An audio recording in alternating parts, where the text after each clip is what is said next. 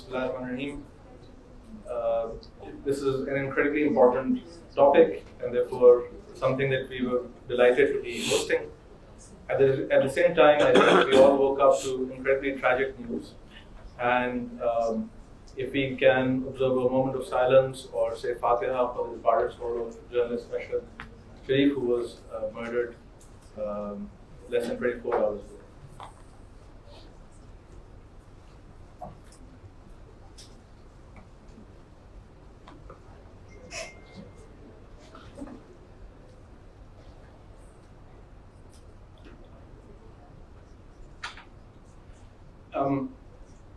There can scarcely be anyone in Pakistan who does not understand the urgency of economic reforms. But exactly what is going wrong with our economy? How can we go about starting to find a solution? Where have we gone wrong? Specifically, in what ways are issues of national concern and have been issues of national concern for a few years now, where we've gone from, it seems, crisis to crisis to crisis on the economic front. At the forefront of dealing with those issues has been our guest today, Dr. Miftah Ismail. It's a pleasure to have him, both because of his sort of primacy in dealing with those issues as a politician and as a finance minister twice in the recent past, but also because he brings an academic insight, level of insight to the conversation that very few can claim. So Miftah Sahab, thank you for being here. Thank you. I guess if you could start us off by recounting just the events of this spring when we went into this crisis and you took over as finance minister, and then we can take it from there. You mean the events, the economic crisis? Yes. Thank you, Ali. The economic crisis that was inherited by our government was quite simple in some ways, and very profound and very difficult to handle in another context. Simple in the sense that when I became finance minister, we had $10.5 billion in State Bank. The liquid reserves of the State Bank of Pakistan were $10.5 billion. And there were some liens on this money, but let's just say that this was clean money, $10.5 billion. I was looking at a repayment of $24 billion over the next 15 months, and at least $12 to $15 billion of current account deficit over the next 15 months. So we're talking about between $35 to $40 billion of need and $10.5 billion. So the numbers were not adding up. So I needed another $30 billion just to tide Pakistan over. Where was I going to get the $30 billion? The usual practice in Pakistan is, of course, that we borrow to pay back our debt. That's using one credit card to pay off the other credit card. And that's been constant throughout our history. Right? The issue here only was that Pakistan inevitably has to go to the lender of last resort, जो हम IMF जिसको हम कहते हैं, कि हमारा lender of last resort है, जब आपको कोई पैसे नहीं दे रहा होता तो आपको IMF से पैसे लेने होते हैं. Is it okay? बात करें. So हम IMF से पैसे लेने जाते हैं. तो जब IMF से हम पैसे लेने जाते हैं और उस वक्त जब जाते हैं, जब आपको कोई और पैसे नहीं दे रहा होता तो फिर आपको मजबूरन जाना पड़ता है. तो जो ममालिक तरक्की करते हैं या तरक्की हो रही होती है, उनको IMF पे जाना नहीं पड़ता, और आप कभी भी तरक्की नहीं कर सकेंगे अगर आप IMF पे जाते रहेंगे, क्योंकि IMF पे जाने का मतलब ये है कि आपको कोई और पैसे नहीं दे रहा और आपकी मईशत की और आपकी माशी हालत खस्ता हो गई है. तो आप IMF के पास जाते हैं नहीं अगर, तो रूल ये होता है कि आपके पास अगर 3 महीने के पैसे नहीं पड़े इम्पोर्ट के, तो पाकिस्तान का पिछले साल इम्पोर्ट 80 बिलियन का था, तो 6.5 बिलियन जैसे कि 7.5 बिलियन साल का महीने का इम्पोर्ट है. तो अगर आपके पास $20 बिलियन नहीं है तो आपको world bank, Asian development bank भी लोन नहीं देगा. तो इसका मतलब है कि आपको कोई लोन नहीं दे रहा. कमर्शियल बैंक्स का और बॉन्ड होल्डर्स का तो सवाल ही पैदा नहीं होता, क्योंकि ऑलरेडी आपका बॉन्ड जो था वो 70 पैसे में 80 पैसे में बिक रहा था. 100 रुपए का बॉन्ड 80 पैसे में बिक रहा था. डिस्काउंट पे हमारा बॉन्ड बिक रहा था. हमारी डिफॉल्ट रिस्क बढ़ गया था.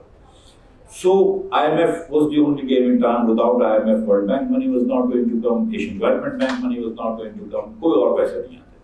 IMF کے پاس جب گئے تو IMF نے کہا کہ دیکھو ایکچولی IMF سے میری بات چیت ہوئی، انہوں نے کہا پھر سے نیا پروگرام شروع کریں گے. میں نے کہا اسی کو بحال کرو کیونکہ میرے پاس 4-5 مہینے بھی نہیں تھے نیا پروگرام کرنے میں.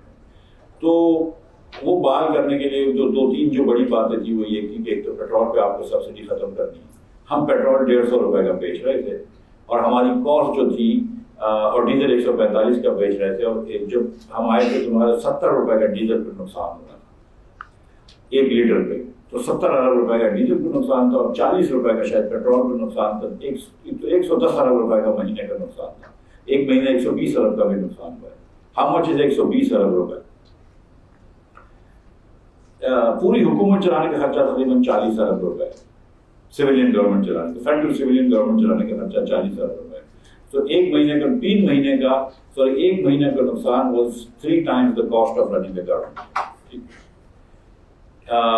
پورے ڈیفینس کا چلانے کا خرچہ 120 ارب روپے مہینے کا. تو پورے دفاع کا خرچہ جتنا آپ یہ سبسڈی دے رہے تھے.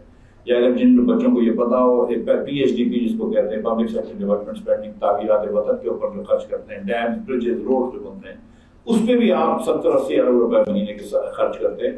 تو اس سے بھی زیادہ خرچہ تھا اس کا، اس سے بھی ڈبل خرچہ تھا آپ کا پیٹرول کی سبسڈی کا. تو یہ سبسڈی انسسٹینیبل تھی. دوسرا یہ تھا کہ اس کی وجہ سے ہماری ایلسیاں بھی نہیں کھلتی تھیں. ہم جب امپورٹ کرتے تھے تو یہاں سے ایلسی کھلتی ہے، ایک بینک ہوتا ہے وہ کہتا ہے کہ ہم پیسے دیں گے آپ کو اگر آپ PSF آئل دیں گے. حبیب بینک کہتا ہے. تو حبیب بینک ایک لیٹر لکھ کے دیتا ہے آرام کو، سعودی عرب کی کمپنی کو، کہ ہم پیسے دیں گے آپ کو اگر آپ PSF کو تیل دیں گے. تو حبیب بینک کی گارنٹی پہ وہ دے دیتا ہے. لیکن جب تھوڑا سا ڈر لگتا ہے تو وہ آرام کو کہتا ہے کہ حبیب بینک سے تو کہتی ہے اب آپ ایک کریں ایسا فورن بینک سے کہیں کہ وہ بھی گارنٹی کرے، جس کو کہتے ہیں کنفرمیشن آف ایلسی. وہ کوئی فورن بینک نہیں کر رہا تھا. میں ایز اے فائنانس منسٹر میں سب کچھ خود فون کرتا تھا بینکوں کو، بولتا تھا یار اس پہ کروا لو، اور بڑی مشکل سے ہم کنسیڈر کر رہے تھے. تو پاکستان کی کریڈٹ ریٹنگ بہت کم ہو گئی تھی. تو IMF سے بات کرنا ضروری تھا. اس سے پیٹرول مہنگا کرو، بجلی مہنگی کرو. یہ جو بجلی کے اوپر 5 روپے سبسڈی دی ہے خان صاحب نے وہ ہٹاؤ، اور ایک ایمنسٹی دی ہوئی تھی خان صاحب نے، ایک انڈسٹریل ایمنسٹی دی تھی پتہ نہیں کیوں. تو انہوں نے کہا وہ ختم کرو. یہ ختم نہیں کرو گے تو ہم اگلی بات بھی نہیں کریں گے. اور گیس کے اوپر گیس کے ٹیرف بڑھاؤ، اور 1.5 سال سے بجلی کے ٹیرف نہیں ملے تھے وہ بڑھاؤ. تو یہ سب کچھ کرنا پڑا. ہم سامنے دیکھ رہے تھے. میرا ایک بڑا اچھا دوست سری لنکا میں رہتا ہے. تو سری لنکا میں مجھے یہ پتا تھا کہ 470 روپے کا گیلن پیٹرول ملتا، لیٹر پیٹرول مل رہا تھا. لیکن 470 کا ملتا نہیں تھا، 3000 روپے کا بلیک ہو رہا تھا. وہاں پہ ہسپتالیں بند ہو گئی تھی کیونکہ ادویات کے پیسے نہیں تھے. اور وہاں پہ جس کو LPG جس کو ہم کہتے ہیں یہاں پہ، اس کو وہاں پہ کوکنگ گیس کہتے ہیں. تو اس کے لیے جو لائن تھی وہ 2-3 دن لمبی لائن تھی. وہ پیدل لائن تھی، وہ گاڑیوں کی لائن تھی. پیٹرول کی لائن 10 دن کی لائن تھی. میرا دوست جو کہ بڑا اچھا بزنس مین تھا شری لنکا کے اندر، وہ اپنے بچے کی فیس افورڈ نہیں کر پایا ان مہینوں میں. میں سچ بتا رہا ہوں. اس کے ایک بیٹا آسٹریلیا رہتا تھا. He had difficulty paying his sons tuition اور ڈاٹرز ٹیوشن. تو مطلب بہت ٹرموائل ہو گیا سر. تو دوسرا جو تھا کہ اگر ڈیفالٹ کی طرف لے جاتے تو بہت زیادہ ٹرموائل ہو جاتا. So we had to do what we did to save Pakistan from default. Great. So my first question is that if we start the timeline from when your government took office, I completely buy that story, right? The fuel subsidy, when the fuel subsidy was provided, usi waqt PTI کی حکومت میں اس کے خلاف تقریباً جتنے economics پہ لکھنے والے کامنٹیٹرز ہیں ان سب نے لکھا بشمول میرے. And so you can argue also that it would take 2.5 months to roll the also 2 مہینے 2.5 مہینے لگے آپ کو fuel subsidy roll back کرنے میں. وہ بھی آپ کہہ سکتے ہیں کہ ایک انرشیا ہوتا ہے and you have to do this. But if we start the timeline from January, which is when I first heard the rumor out of Islamabad that PMLN is moving towards a vote of no confidence, let's consider the alternate timeline where you hadn't gone through with that vote and allowed this government to complete its term. تو کیا اس کے اندر بھی آپ کے خیال میں petrol subsidy آتی؟ And if not then why the vote of no confidence? Vote of no confidence تھوڑی لے کے آ جائے، اس نے پیٹرول سبسڈی دی. ووٹ آف نو کانفیڈنس کا جو میں آپ سے گزارش کر رہا تھا کہ ووٹ آف نو کانفیڈنس تو ایک پروسیس تھا جو دنیا بھر میں ہوتا ہے. لیکن پاکستان میں آپ کو بھی پتا ہے کہ اکتوبر کے اندر ایونٹس بھی بہت سارے ہوئے تھے جس کی وجہ سے پریسیپیٹیٹ ہوا تھا ایونٹ. اور جو اپوزیشن کو جو ڈر تھا وہ یہ تھا کہ خلقر خان صاحب کو वक्त मिल जाएगा और वो अपनी मर्जी का अगला चीफ लगा लेंगे तो हम अगला इलेक्शन जो है वो गांधी की नज़र हो जाएगा। ये एक अपोजिशन को डर था, सीधी सी बात है। तो वो लेकर आए थे वोट ऑफ नो कॉन्फिडेंस। और उस वक्त खान साहब ने, जैसे मैंने आपको बताया, कि ऑफर भी की थी एक हफ्ते पहले through the Pakistan army people कि हमसे मैं रिजाइन करने के लिए तैयार हो, इलेक्शन में चले जाओ।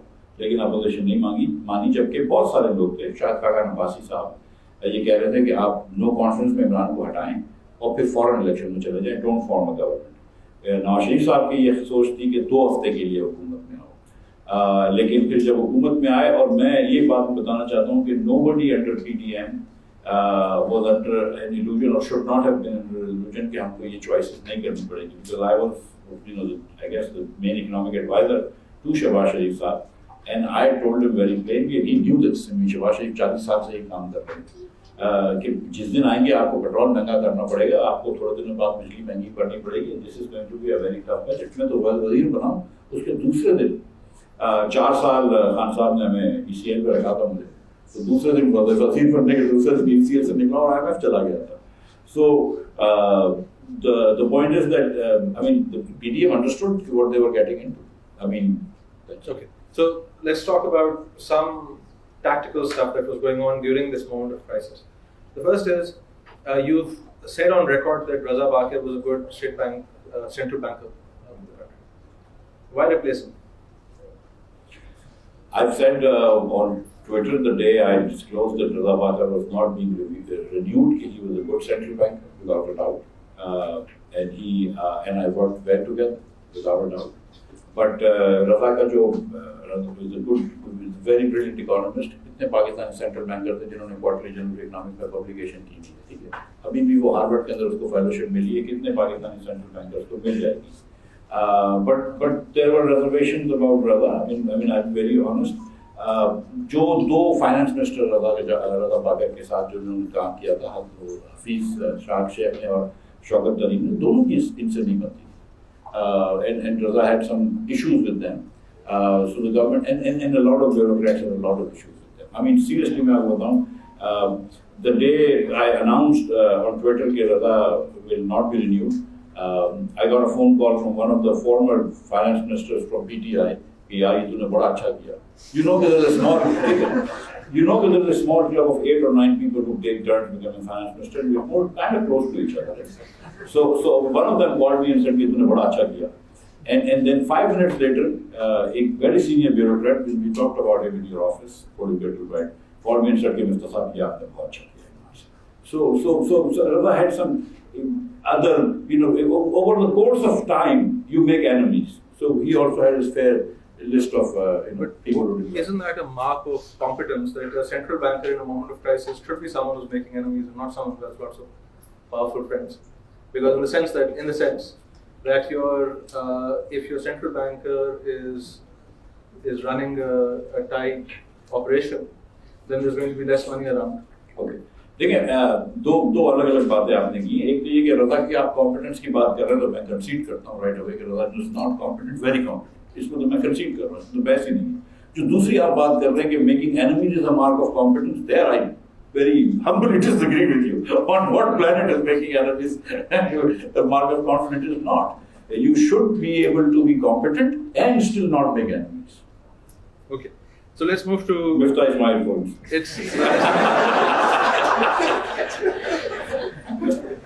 Let's move to the principles and priorities by which the crisis management was happening. And can I just say this, that after Raza left, थोड़ा सा तक Murtaza Sayyid was the acting deputy governor, and he too is a wonderful, wonderful human being and a very competent economist like Raza was. Fair enough. So I want to talk about the principles of how an economy should be managed at a time of crisis, and specifically think through the banning of imports that happened. Can you talk a little bit about that? अच्छा, ये आप लोगों ने economics में पढ़ा होगा कि micro economics में कि प्राइस से आपको एलोकेशन होनी चाहिए, ठीक है। माइक्रो इकोनॉमिक्स का लोग प्राइस थ्योरी भी कहते हैं। کہ allocation of resources should be done based on prices. کہ whoever is willing to pay most has the most benefit, margin benefit of that good or product, so اسی کو وہ ملنا چاہیے. So in a free market economy آپ کا اگر import زیادہ ہے اور آپ کا ایکسپورٹ کم ہے, آپ ڈالر کو جو ہے وہ فلوٹ کر دیں, کہیں نہ کہیں امپورٹ اور ایکسپورٹ بیلنس ہو جائے گا, یا امپورٹ اور ریمیٹنس جس کو ہم کہتے ہیں وہ ایکسپورٹ آف لیبر ہے, رائٹ. سو امپورٹ اور ٹوٹل ایکسپورٹ آپ کا بیلنس ہو جائے گا, وہ ہو جائے گی, اور آپ کی اکانومی ایکویلیبریم میں آ جائے گی.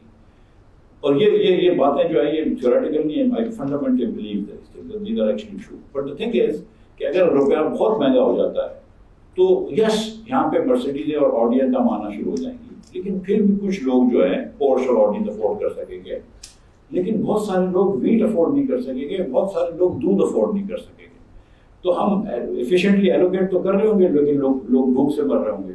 تو اس وقت ہم جو ہے وہ فرسٹ بیسٹ سے ہٹ جاتے ہیں اور کہتے ہیں نہیں ہم کوٹا سسٹم امپوز کریں گے.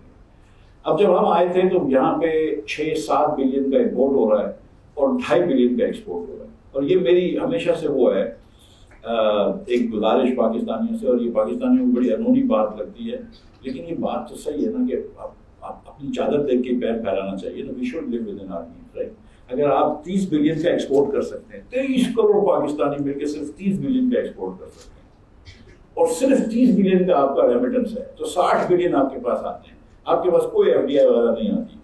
60 بلین اگر آپ کے پاس وسائل ہیں تو 60 بلین خرچہ کر لو. کسی نے کہیں لکھا ہوا ہے قرآن مجید میں خدا نہ خواستہ کہ 80 بلین کا امپورٹ کرو, یہ کیوں 80 بلین کا امپورٹ کرے؟ اور پھر اگر وہ 80 بلین کا امپورٹ کرتے ہو اور 20 بلین اگر دنیا سے قرض لیتے ہو, اور امپورٹ کرنا یا دنیا سے قرض لینا, یا اس طرح سوچیں کہ when foreigners transfer their savings to you, okay, so this is foreigners transfer their savings to you. So when foreigners transfer their savings to you and you have an extra $20 billion that you foreigners have given you, what are you supposed to do with it? You're supposed to invest in your future, and then you make money from that, and then you can pay back foreigners. تو جب ہم نے 2013 سے 2018 میں یہاں پہ battery double کی مثال کے طور پر, آپ نے چین سے قرض لیا, چینوں نے اپنی سیونگز میں آپ کو ادھر قرض لے کے دیا, تو کیا آپ نے یہاں پہ انڈسٹریلائزیشن ڈبل کی؟ نہیں. کیا آپ نے یہاں پہ ایکسپورٹ ڈبل کی؟ نہیں. ان 5 سالوں میں export to G D P کا ریشو علی حسنین صاحب keeps floating from time to time 13.5 سے کم ہو کے 8.5% ہو گیا, because you know whatever reason تھی. لیکن the point is کہ آپ اگر ایکسپورٹ بھی نہیں بڑھا رہے, اگر آپ اپنی انکم بھی نہیں بڑھا رہے, اور آپ سے وہ قرض لے رہے ہیں, تو پھر تو آپ قرض میں ڈوب جائیں گے. تو ایک بڑا ریڈیکل میں نے نوشن کہا کہ نہیں جتنا ایکسپورٹ کریں گے اتنا امپورٹ کریں گے. اب ایکسپورٹ تو میں فوراً بڑھا نہیں سکتا تھا, امپورٹ روک لیا. تو ہم نے کیا کیا کہ ایکسپورٹ کی چیزوں کا امپورٹ نہیں روکا, لیکن جو امپورٹ ڈومیسٹک گڈس میں, اور پھر میری ایک میں بات نکلے گی کہ I am ready against import substitution, لیکن جو چیزیں اور جو پاکستان میں امیر ترین لوگ ہیں وہ سب اللہ کی مہربانی سے امپورٹ سبسٹیٹیوشن کی وجہ سے بھی امیر ہوئے ہیں. لیکن امپورٹ سبسٹیٹیوشن کی ہم نے چیزیں روکی, ڈومیسٹک لوگوں کو بیچنے کی چیزیں روکی, اور اس سے ہم نے کوشش کی کہ امپورٹ کم ہو جائے. So great. There's a problem with that though. So the problem is that macroeconomists often argue that the current account deficit is a macro problem without a micro solution. And the argument is کہ اگر آپ آڈیز کی اور B M ڈبلیوز کی import کو کم کر دیں گے, تو آپ کے پاس ابھی بھی سسٹم کے اندر ایک certain amount of foreign currency ہے, اور وہ ادھر نہیں تو کسی اور چیز کے اوپر استعمال ہو جائے گی. وہ کیمریز منگوا لیں گے, کچھ اور جو بھی ان کے پاس پیسے ہیں انہوں نے خرچ لیں. So the question is کہ why was the state bank using reserves to finance CAD during your stint as finance? Okay.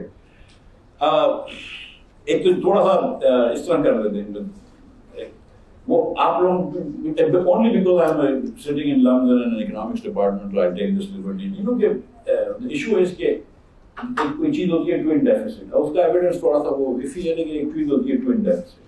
اور twin deficit یہ ہوتا ہے کہ جتنا آپ کا بجٹ ڈیفیسٹ ہوتا ہے, اور بجٹ ڈیفیسٹ کیا ہوتا ہے کہ حکومت spends more than it takes in. So when it spends more than it takes in, تو اس کو کہیں نہ کہیں سے پورا کرنا ہے, وہ کہاں سے لے کے آئے گی؟ تو وہ جائے گی پرائیویٹ سیکٹر کے لوگوں کے پاس سے کہ یار آپ ہمیں پیسے دیں, جو بینک کے تھرو بورنگ کرتے ہیں یہاں پہ. تو وہ پرائیویٹ سیکٹر بولتا ہے کہ بھائی جتنا میری سیونگ ہے اتنی میری انویسٹمنٹ ہے, میرے پاس تو کچھ ایکسٹرا پیسے نہیں بچے ہوئے.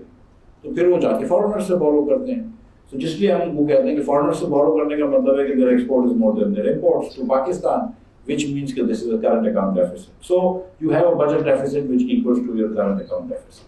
This is what it is. اب یہ جو کہہ رہے ہیں کہ آپ کیوں خرچہ کر رہے تھے, ڈالرز کیوں ڈال رہے تھے, تو ہم ڈالرز اس لیے نہیں ڈال رہے تھے کہ اسٹیبلٹی لے کر آئیں, بالکل نہیں. ہم کو ناصر IMF سے بات ہوئی تھی کہ یو ول ناٹ انٹروین, لیکن 400-500 ملین ڈالرز کا آپ کو وہ ڈالنا پڑ رہا تھا, کیونکہ ایکچوئل آپ کے جو خرچے تھے وہ تم بیلنس کر لیتے تھے, لیکن حکومت جو تھی اس کو اپنے انٹرسٹ بھی بھرنا ہوتا تھا.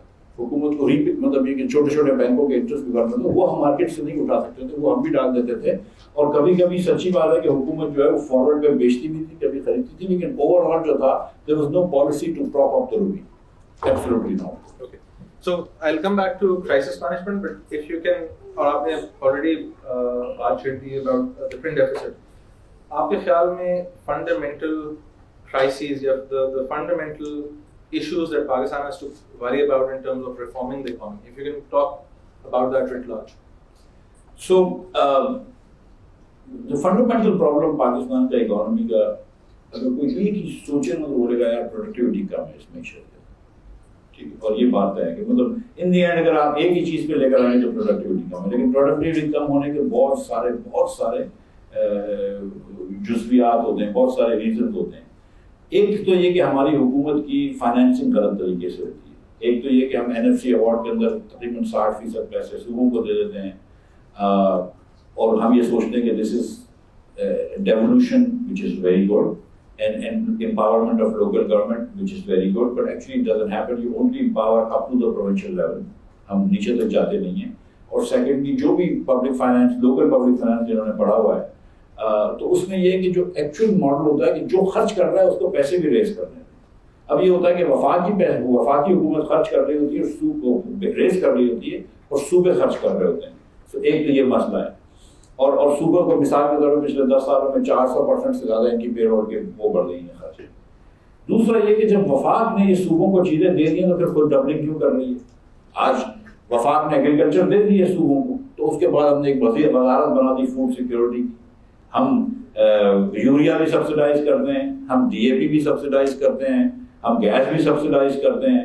آپ نے انوائرمنٹ کی دے دی صوبوں کو, اور آپ نے صوبے اتنے اسٹرکٹ ہے کہ ان کا آپ انوائرمنٹ کے نام سے وزارت بھی نہیں بنا سکتے. کوئی بات نہیں, ہم نے کلائمیٹ چینج کے نام سے وزارت بنائی.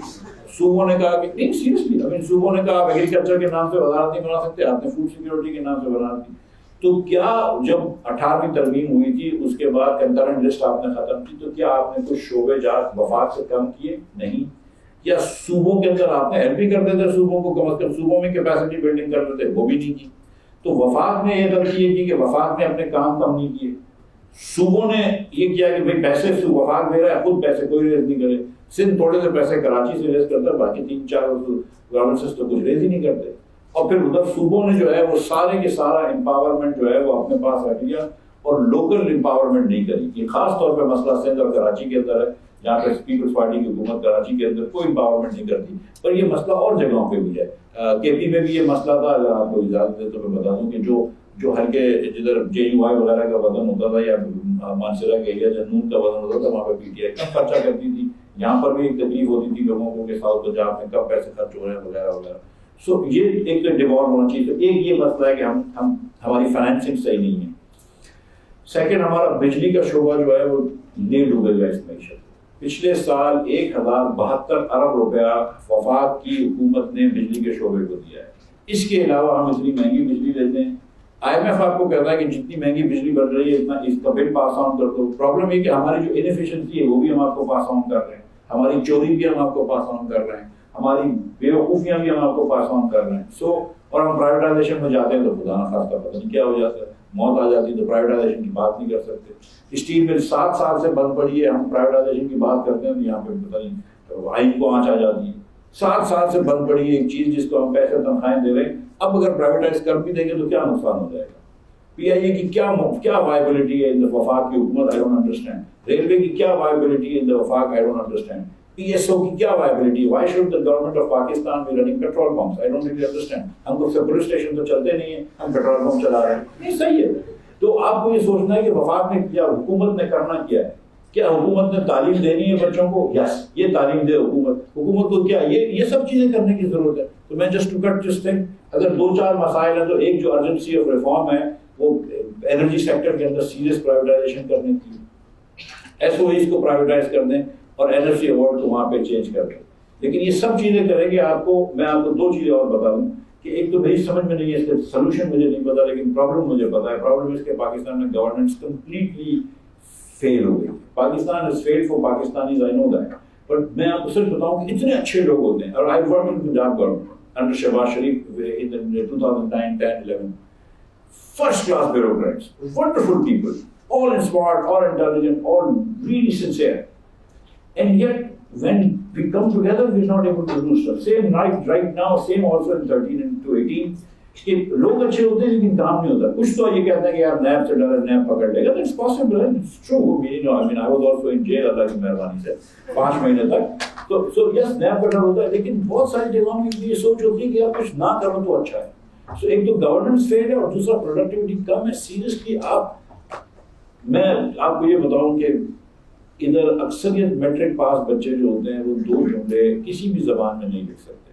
اکثریت بچے جو ہے وہ پرسنٹیج نہیں نکال سکتے 10ویں پاس بچے. جب آپ نے اپنے پوری بچوں کو تعلیم نہیں دی ہے, پورے پاکستان کے 40 لاکھ بچے ہیں جس میں 20-25 ہزار او لیولز کر کے آتے ہیں اور 20-25 ہزار اور میٹرک کے سمجھدار اسٹوڈنٹ ہو گئے, وہ 1% بھی نہیں ہے. جب آپ پورے بچوں کو تعلیم ہی نہیں دے رہے تو پروڈکٹیوٹی کہاں سے آئے گی, اور پروڈکٹیوٹی نہیں آئے گی تو پھر آپ آگے نہیں بڑھیں گے. So just to summarize, آپ نے پہلے بات کی about how we are not exporting enough. Yes. Right. So our economy is too oriented towards domestic production for domestic markets. That's one. Second, you talk about taxation, energy, education, SOEs, and the bureaucracy. What stops us from fixing this? Abhi Shehbaz Sharif uthi hain, bureaucracy theek karna shuru kare.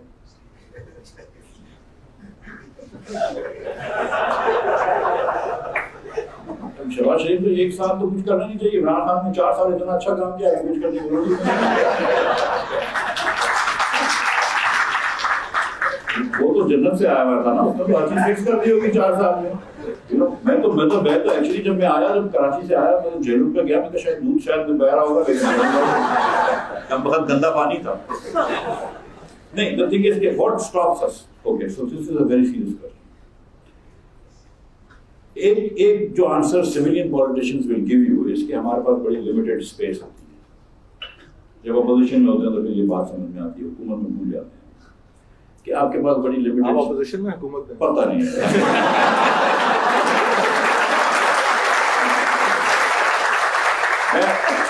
میں آئی be اے گیا تھا کچھ عرصے پہلے, تو میں نے آئی be اے میں مجھ سے پوچھا کہ آپ کی حکومت کب تک رہے گی, تو میں نے کہا حکومت انشاءاللہ آخری دن تک رہے گی, اور میں اب یہ کہہ رہا ہوں انشاءاللہ رہے گی اکتوبر تک, اگست تک.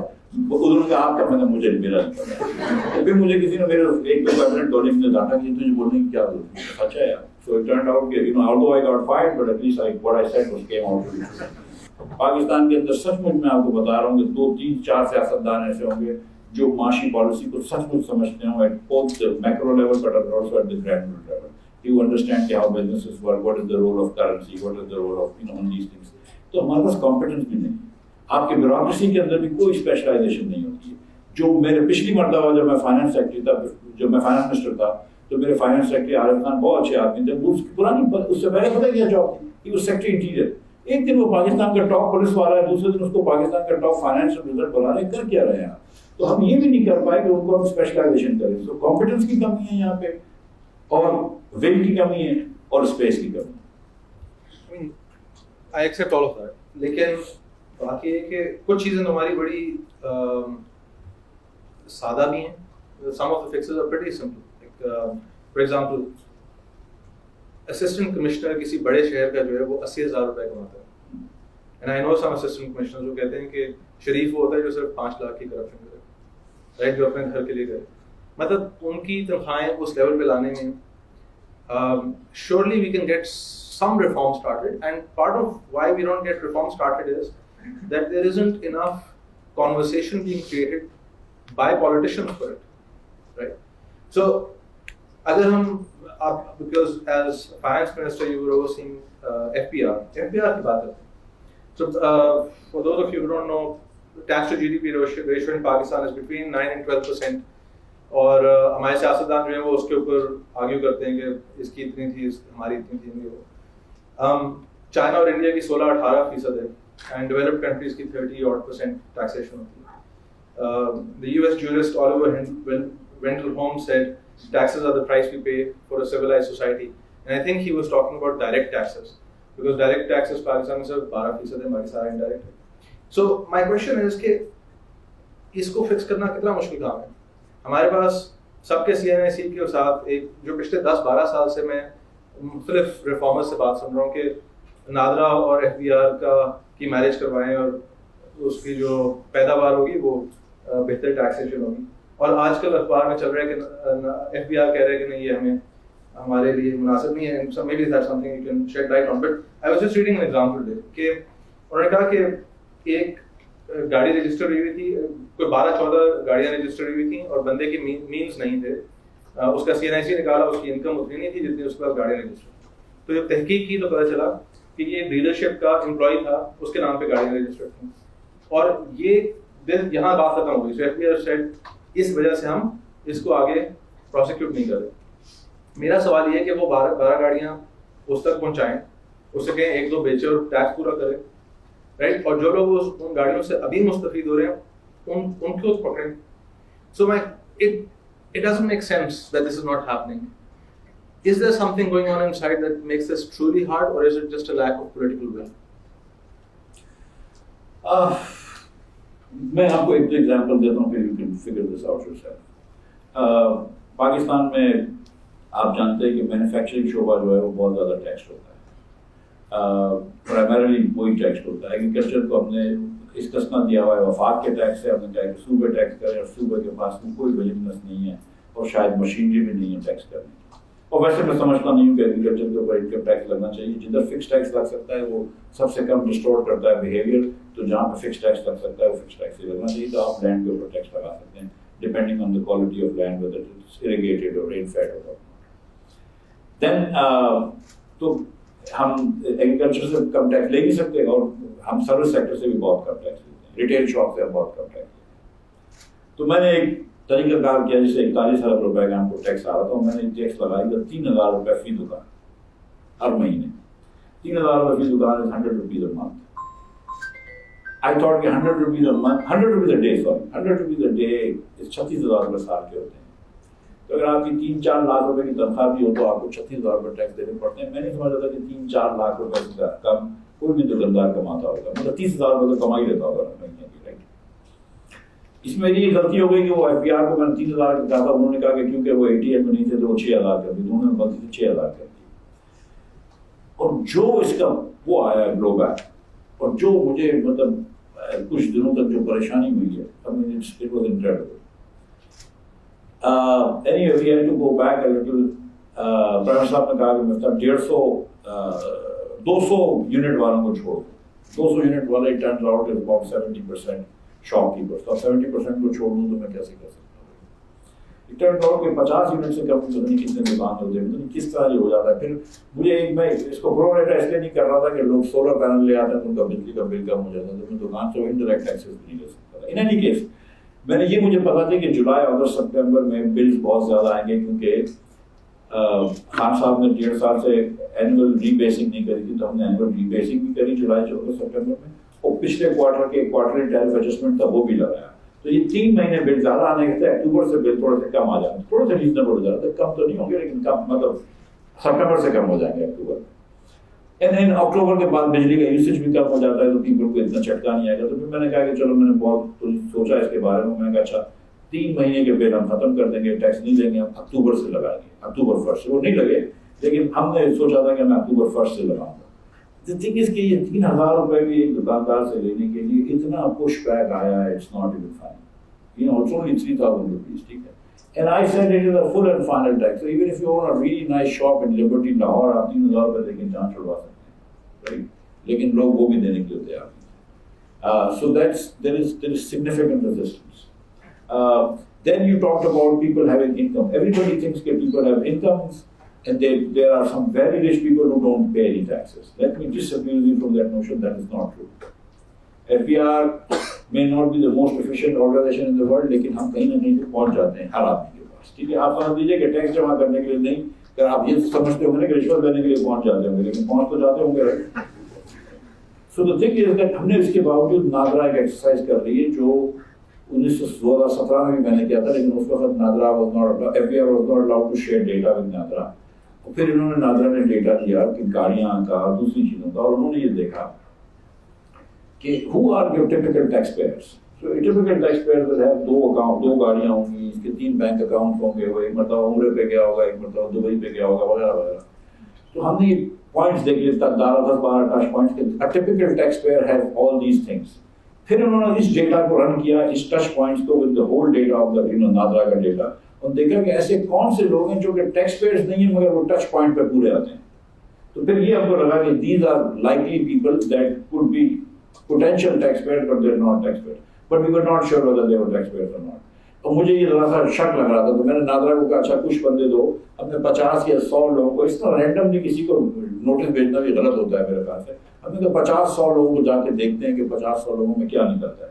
پھر اس کے بعد میں فارغ ہوں تو مجھے نہیں پتا کہ کیا ہوا ہے, لیکن مطلب this is something that, but میرا اپنا ذاتی یہ خیال ہے کہ there is not much going on, that seriously everybody who can be in the tax net is in the tax net. Pakistan is a really, really poor country. Understand that. 60% of Pakistanis have household income, according to BISP survey data, of less than 40,000 rupees a month. Household income of 40,000 rupees a month. It's a desperately poor country. We need to go to a 15% tax to GDP and 15% export to GDP. Otherwise, we keep going back to the fund again and again. یہ دو چیزیں کرنی ضروری ہیں, لیکن اتنی جلدی آپ یہ سمجھ رہے ہیں کہ کوئی FBR کے نام ریفارم لا کے ٹیکس بڑھا سکیں گے تو مجھے مشکل ہے. But let me push back on that. So we know that agriculture contributes about 20% of the GDP and pays about less than 1% of tax to it. اس کے اندر یہ بھی ہمیں پتہ ہے کہ پاکستان میں زیادہ تر جو غریب ہیں, more than I think 55-60% or so, I don't know the exact, but more than half of the country's poor live in rural areas. So یہ مناسب ہے کہ ہم ان سے 20% ٹیکس نہ اٹھائیں, بٹ لیٹس سے 5% اٹھا لیں. سو وہاں ایک نہ ایک کچھ نہ کچھ تو وہاں ہم ٹیکس چھوڑیں. اسی طرح سروسز جو ہے اس کا تقریباً 55% کنٹریبیوشن ہے GDP میں, لیکن جب آپ دیکھتے ہیں contribution to taxes I think 25% or so. So there is under taxation happening, right? And the project of saying کہ اچھا بھائی آپ کے پاس اتنے اثاثے ہیں تو اس کے حساب سے آپ ٹیکس کتنا دے رہے ہیں. اگر ان کے پاس کوئی, وہاں ہمارے قانون کے اندر بھی کافی ایکسیپشنز ہیں, سو اگر کوئی قانون کے اندر ہم ان کو نیٹ سے چھوڑیں تو وہاں وہ ہولس پلگ کیے جائیں, اور اگر انفورسمنٹ میں مسئلہ ہے تو اس کو پکڑا جائے. In a world where we have so much digital data that's connected, تو یو نو کہ ایک CNIC کے اوپر بندے کا پورا شجرہ نسب نکل آتا ہے. Isn't this ultimately a political problem? It's a governance problem. لیکن اب دیکھیں نا, ایک صوبے مثال کے طور پر ٹیکس کر سکتے ہیں, ایگریکلچر کو وفاق کر ہی نہیں سکتا. اگر آپ صوبوں کو مثال کے طور پر 57.5% کی جگہ کچھ کم پیسے دینا شروع کر دیں, یا آپ کہیں کہ ہم آپ کو جو ٹیکس دیں گے it will be some multiple of agriculture tax to raise, تو پھر صوبے خود بخود ایگریکلچر ٹیکس ریز کرنا شروع کریں گے. لیکن آپ تو نہیں کر سکتے. سروس ٹیکس کے اندر میں آپ کو سچ بتا رہا ہوں کہ اتنی کوئی بڑی بل بھی نہیں چاہیے. ایک 15 دن کی آپ کو برداشت چاہیے. 15 دن تک اخبار میں جو بھی آئے لکھو, آپ دکانداروں کو اوپر ٹیکس لگا دیں. It's not going to be that much of a problem. اور وہ کیونکہ ایک اس کے بعد میں نے ایک اور چیز بھی کی تھی. اب مطلب مثال کے طور پہ میں آپ کو 17% سیلز ٹیکس تھا گولڈ کے اوپر, گولڈ جیولری کے اوپر. Nobody pays 17% sales tax in gold jewelry جب آپ کے کوئی input نہیں دیا. I mean we are Pakistanis, we know this, right? میں نے آپ کو 3% کر دوں, سو اس پہ ٹیکس آنا شروع ہو جائے گا. پھر میں سوچا کہ rather than attacking all the shops at one point, وہ تو کر رہا تھا, چھوٹا منیمم ٹیکس تو کر رہا تھا, اور 27,000 روپے پھر بھی 9 مہینے میں جمع کر رہے تھے. میں نے سوچا کہ فرنیچر والوں کو الگ بلا لوں گا, یو نو کار ڈیلرز کو الگ بلا لوں گا, سونے والوں کو الگ بلا لوں گا, ڈفرینٹ کو, اور ان کے اوپر الگ الگ ٹیکسز ڈال دوں گا, سو دیٹ یو نو وہ شٹر پاور ٹوٹ جائے گا. لیکن میں سیریسلی میں آپ کو بتاؤں, یہ میرا بہت وہ ہو گیا ہے کہ ہم ایک زمانے میں سوچتے تھے کہ ہم ملیشیا اور سنگاپور اور تھائی لینڈ کے پیئر کنٹری ہیں, انڈیا سے ہم آگے ہوتے تھے. 90 کی دہائی میں ہندوستان سے پیچھے رہ گئے, ہم بنگلہ دیش سے پیچھے رہ گئے, ہم بہت سارے ممالک سے پیچھے رہ گئے. اب شاید افغانستان ہم سے ایک ملک ہے جو شاید پیچھے ہے. اب جو تھنگ از کہ ہم نے کہیں سروے میں نے کہیں دیکھا تھا کہ 40% پاکستانی اگر ملک چھوڑ سکیں تو وہ چھوڑنے کے لیے تیار ہے. پاکستان کے اندر جو عام پاکستانی ہے اس کا سیریس ڈسکنٹینٹ ہے with the state of Pakistan.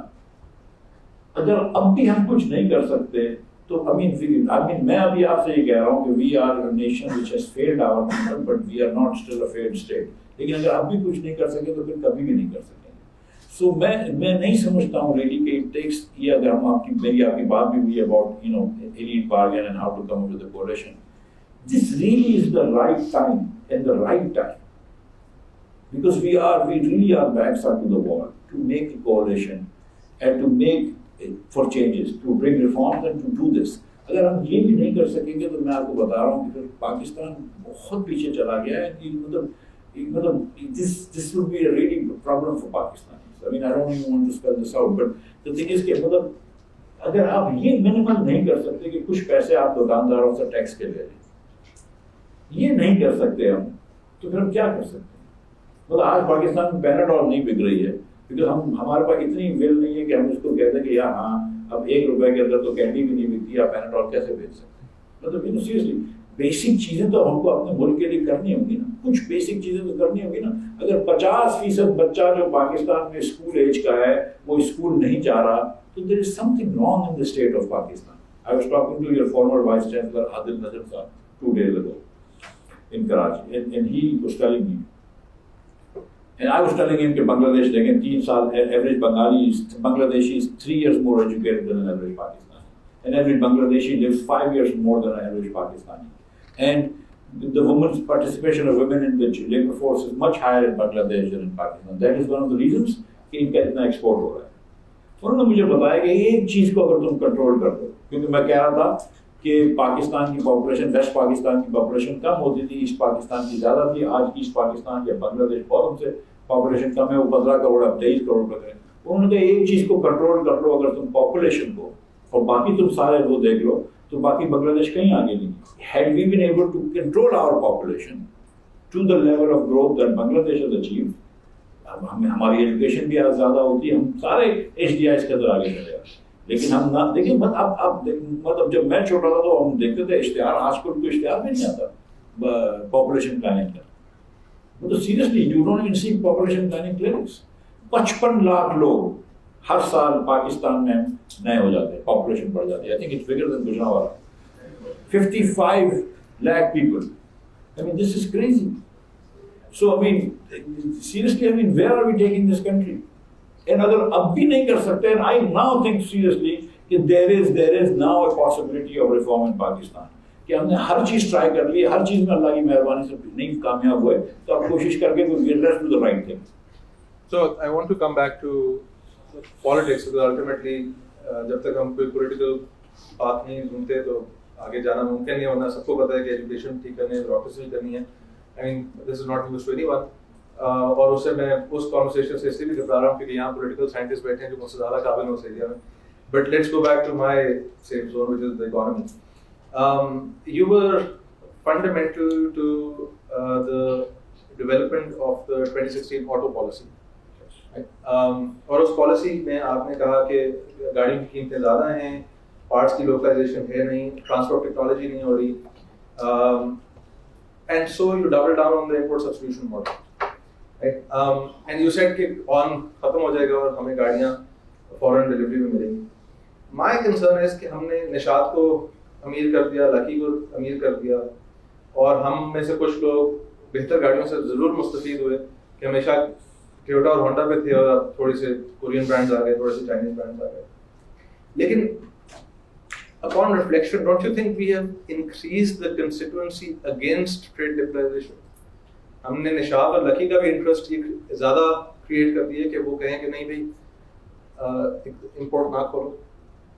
ایک تو میں آپ کی تصحیح کر دوں, ہم نے نشاط کو اور لکی کو امیر نہیں کیا, مزید امیر کیا ہے. امیر تو وہ پہلے سے تھے. I'm glad کہ جو Korean companies who came into Pakistan came up with the 2 of the most financially strong groups. ٹھیک ہے, so now we have Indus والے, Habib والے, Shirazis, Manshas and Tabas. I mean the 4 richest families in Pakistan, possibly, or 4 of the 6 or 7 richest families in Pakistan doing this. So obviously it's a lucrative business. اور یہ بات آپ کی ایک دم درست ہے کہ میری اس وقت یہ سوچ تھی کہ یہ جو آن وغیرہ ہے یہ اس لیے کہ 3 گاڑیوں کی مناپلی ہے، سوزوکی، ہونڈا، ٹویوٹا، ان کی مناپلی توڑو. تو ہم نے کہا کہ ان والوں کو نہیں، دوسرے والوں کو کنسیشن دے دیں، دوسرے والے آ گئے.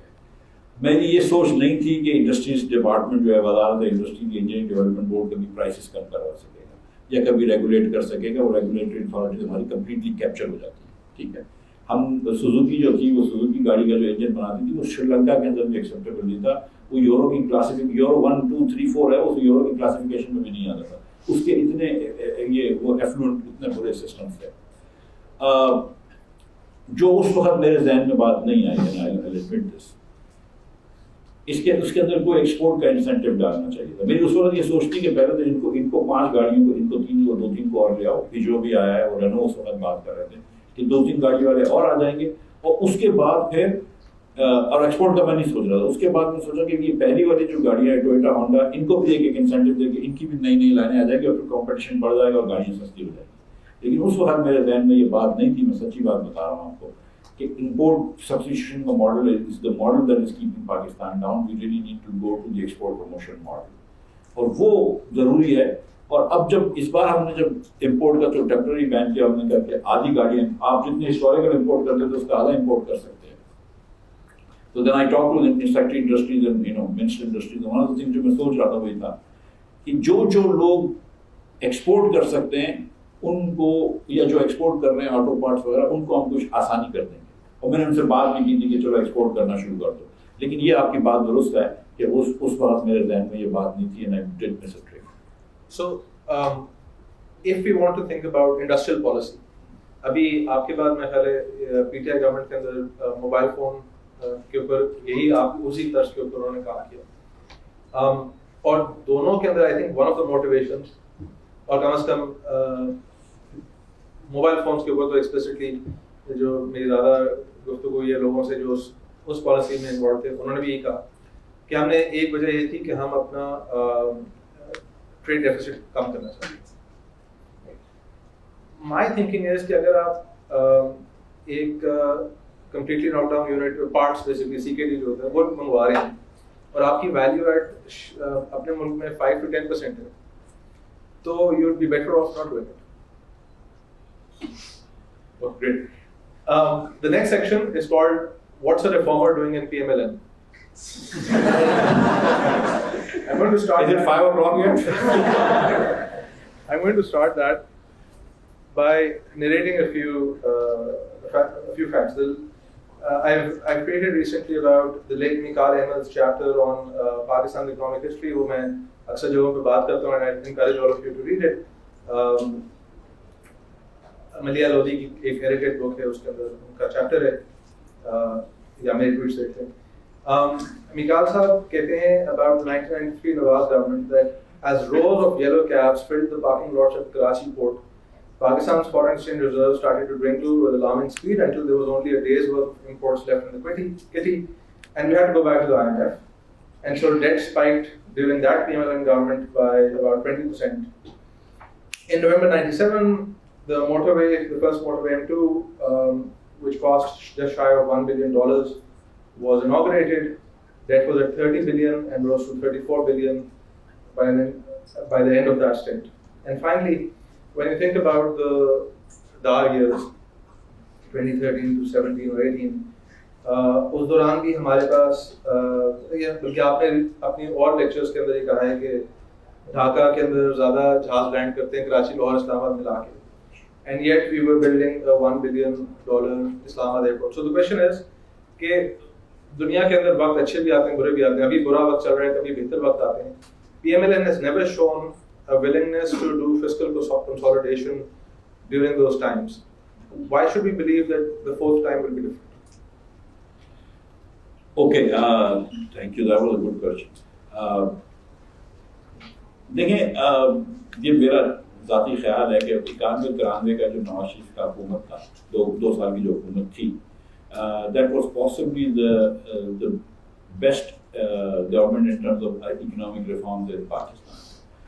جب آپ کے موبائل فونز انٹروڈیوس ہوئے، آپ کے ٹیلی فونی کو بینکوں کو پرائیویٹائز کرنے کی بات ہوئی، دیگر چیزوں کو پرائیویٹائز کرنے کی بات ہوئی، جو بھٹو صاحب نے نیشنلائز کر لیے تھے. وہ جنرل ضیاء صاحب بھی پرائیویٹائز نہیں کر سکے اپنے 11 سالوں میں، پھر بہت ساری چیزوں کو نواز شریف نے پرائیویٹائز کیا. تو اس وقت تو ایک آئی تھنک چیز تھی.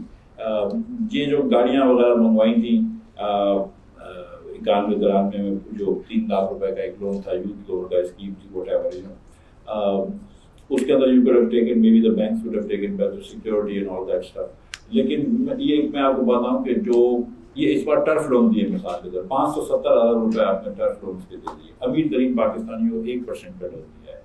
اس کے علاوہ یہ ٹرف لون کے علاوہ جو آپ نے لونس دیے امپلائی ریٹینشن کے لیے، تو ایوریج لون جو تھا وہ 50 کروڑ روپے کا ایوریج لون کا تھا. آپ کن کو دے رہے ہیں امپلائی ریٹینشن کو؟ کووڈ کے درمیان آپ بڑی بڑی فیکٹریوں کو دے رہے ہیں. فیکٹریاں پاکستان میں 2-3 ہفتوں سے زیادہ بند ہی نہیں ہوئی ہیں. I mean, I have factories in Pakistan, Lahore میں بھی ہے، کراچی میں بھی ہے، بلوچستان میں بھی. I know کہ 2 ہفتے سے زیادہ کوئی فیکٹری بند نہیں ہوئی ہے. 2-3 ہفتے میں ایکسپورٹ کو آپ نے ایگزمپشن دے دیا، فوڈ کو آپ نے ایگزمپشن دے دیا، پیکیجنگ کو آپ نے ایگزمپشن دے دیا. تو پہلے دن سے ایگزمپشن دی ہوئی تھی. 2 ہفتے بعد تو ساری فیکٹریاں کھلی ہوئی تھی پاکستان میں. لیکن آپ نے پیسے دے دیے فیکٹری والوں کو، اور جن کو ایکچولی دینے کی ضرورت تھی وہ باربر شاپس تھیں، وہ سلامس تھے، وہ بیکریز تھیں جو کہ بند ہو گئی تھی، جن کے پاس ایسے ہی نہیں ہوتے تھے کہ ایک باربر آیا اگر اس کے پاس 5 کرسیاں لگی ہیں، جی ہائڈ 4 other people، تو اس کے پاس تو پیسے نہیں تھے، ان کو تو آپ نے لون دیے نہیں. تو ایک تو یہ ہے کہ تھوڑی سی آپ کو یہ جو ہوتی ہے نا کہ کبھی غریب لوگوں کو حکومت کی کوئی لارجائز ہو جاتی ہے تو بہت زیادہ چبھتی ہے کہ غریب کو ٹیکسی کے پیسے دے دیے تو آپ کو بہت برا لگنے لگا. ٹھیک ہے، اس کو بھی آ کے مطلب پاکستان کے اندر یہ مطلب سب نے تھوڑا تھوڑا کرا ہوا ہے. امیر لوگ بھی جو امیر بنے گا انہوں نے بھی سستے لون لے لی اور رائٹ آف کروا دی، تو کسی غریب آدمی نے لے لی ٹیکسی تو کوئی موت نہیں آ جائے گی. یہ تو ایک بات ہو گئی. چھوڑ دوسری آپ کی جو بات ہے کہ why would PMLN not reform؟ Seriously جو میں آپ سے پرانا جواب دے رہا تھا کہ PMLN should reform, every political party should reform. And the question is not کہ PMLN کو آپ جج کریں in isolation to other political actors, against some ideal from economics or some ideal from political science or whatnot. Judge PMLN against other political parties. How is PMLN compared to PTI? How is PMLN compared to People's Party? How is PMLN compared to other political parties? اس کے اندر دیکھیں تو I think PMLN comes out and holds its own.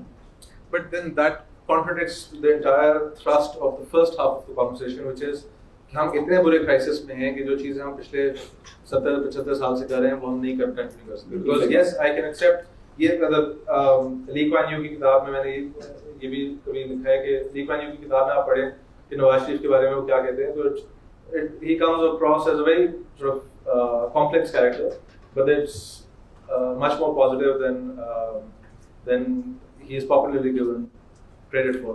میں اس طرح agri کرتا ہوں. لیکن اگر ہم یہ ایگری کر رہے ہیں کہ پاکستان 19-20 کے فرق سے اپنے آپ کو بچا نہیں سکتا، دین 19-20 کی بہتری اور سیاست، میں یہ بات مان لیتا ہوں for the sake of argument کہ PMLN 19-20 بہتر ہے دوسری جماعتوں سے.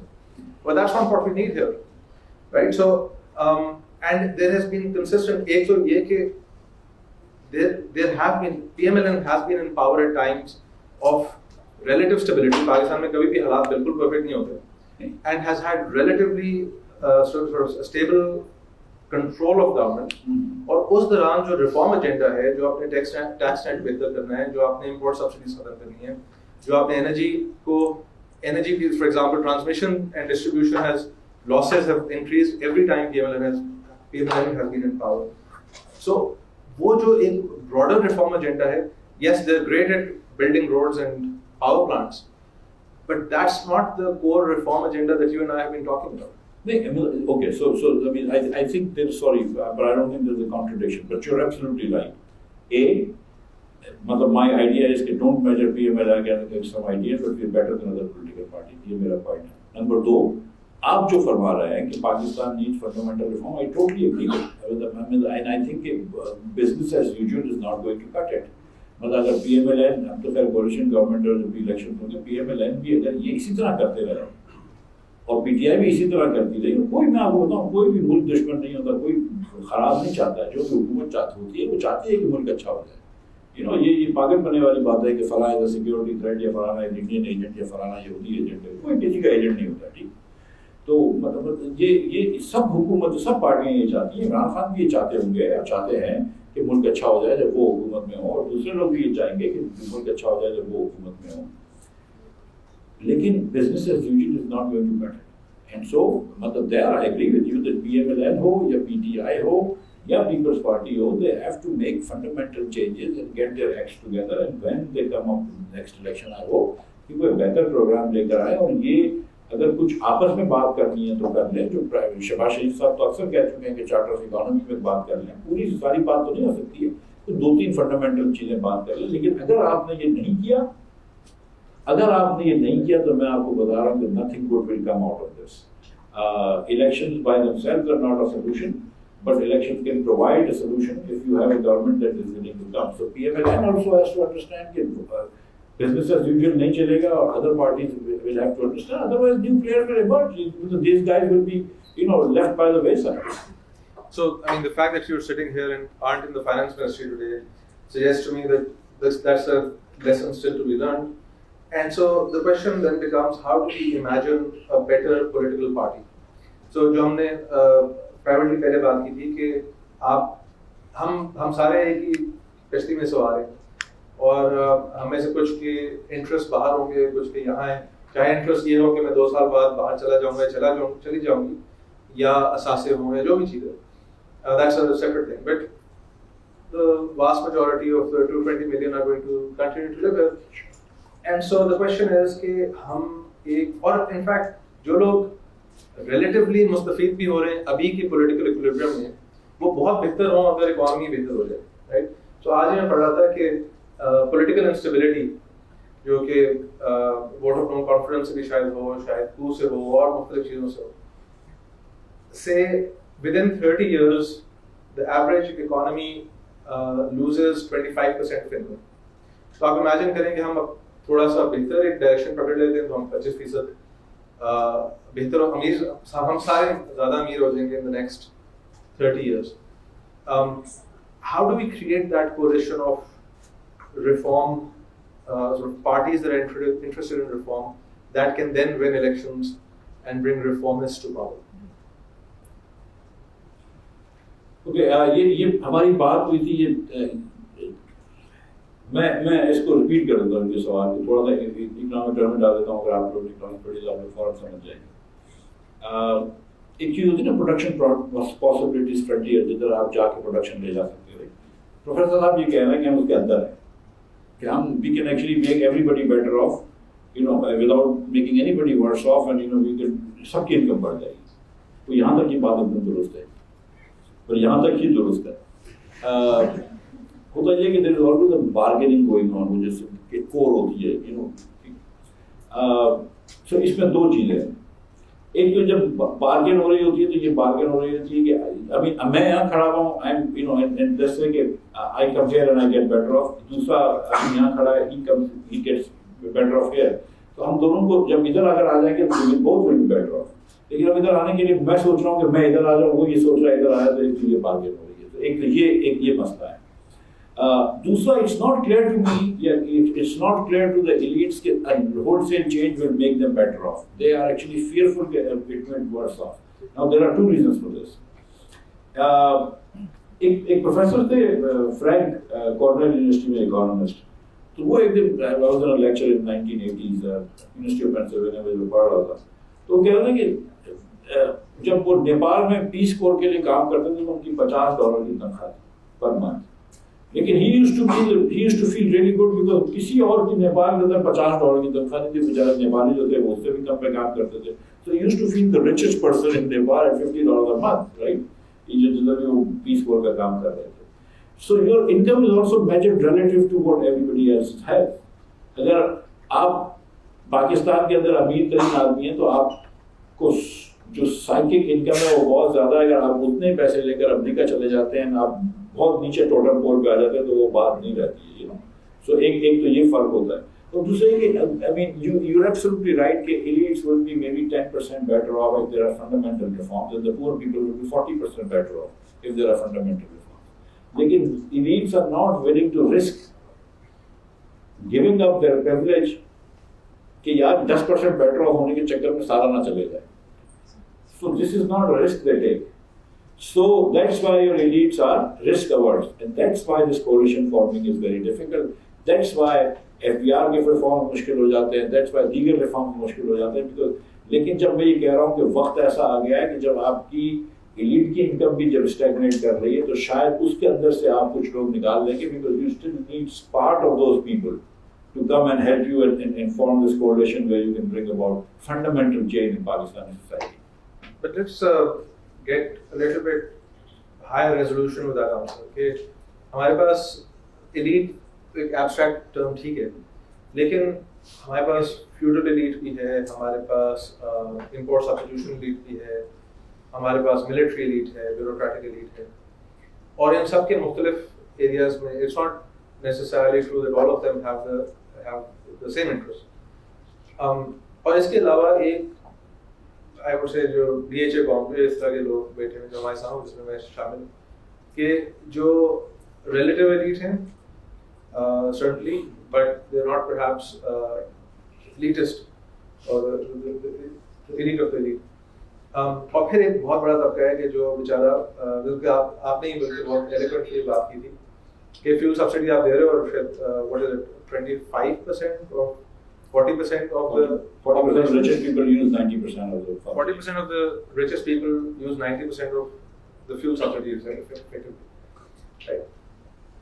تو جو ہم the rest of us اس کے اندر بھی ایک سیاست ہے, وہ ووٹ ڈالتے ہیں, اس سے الیکشن جیتے جاتے ہیں. How do we imagine a future election in which reform coalitions can win? Like کہاں سے, کراچی سے جیتیں گے, پنجاب سے جیتیں گے, بلوچستان اور کے پی میں coalitions بنیں گی? What do you think will happen?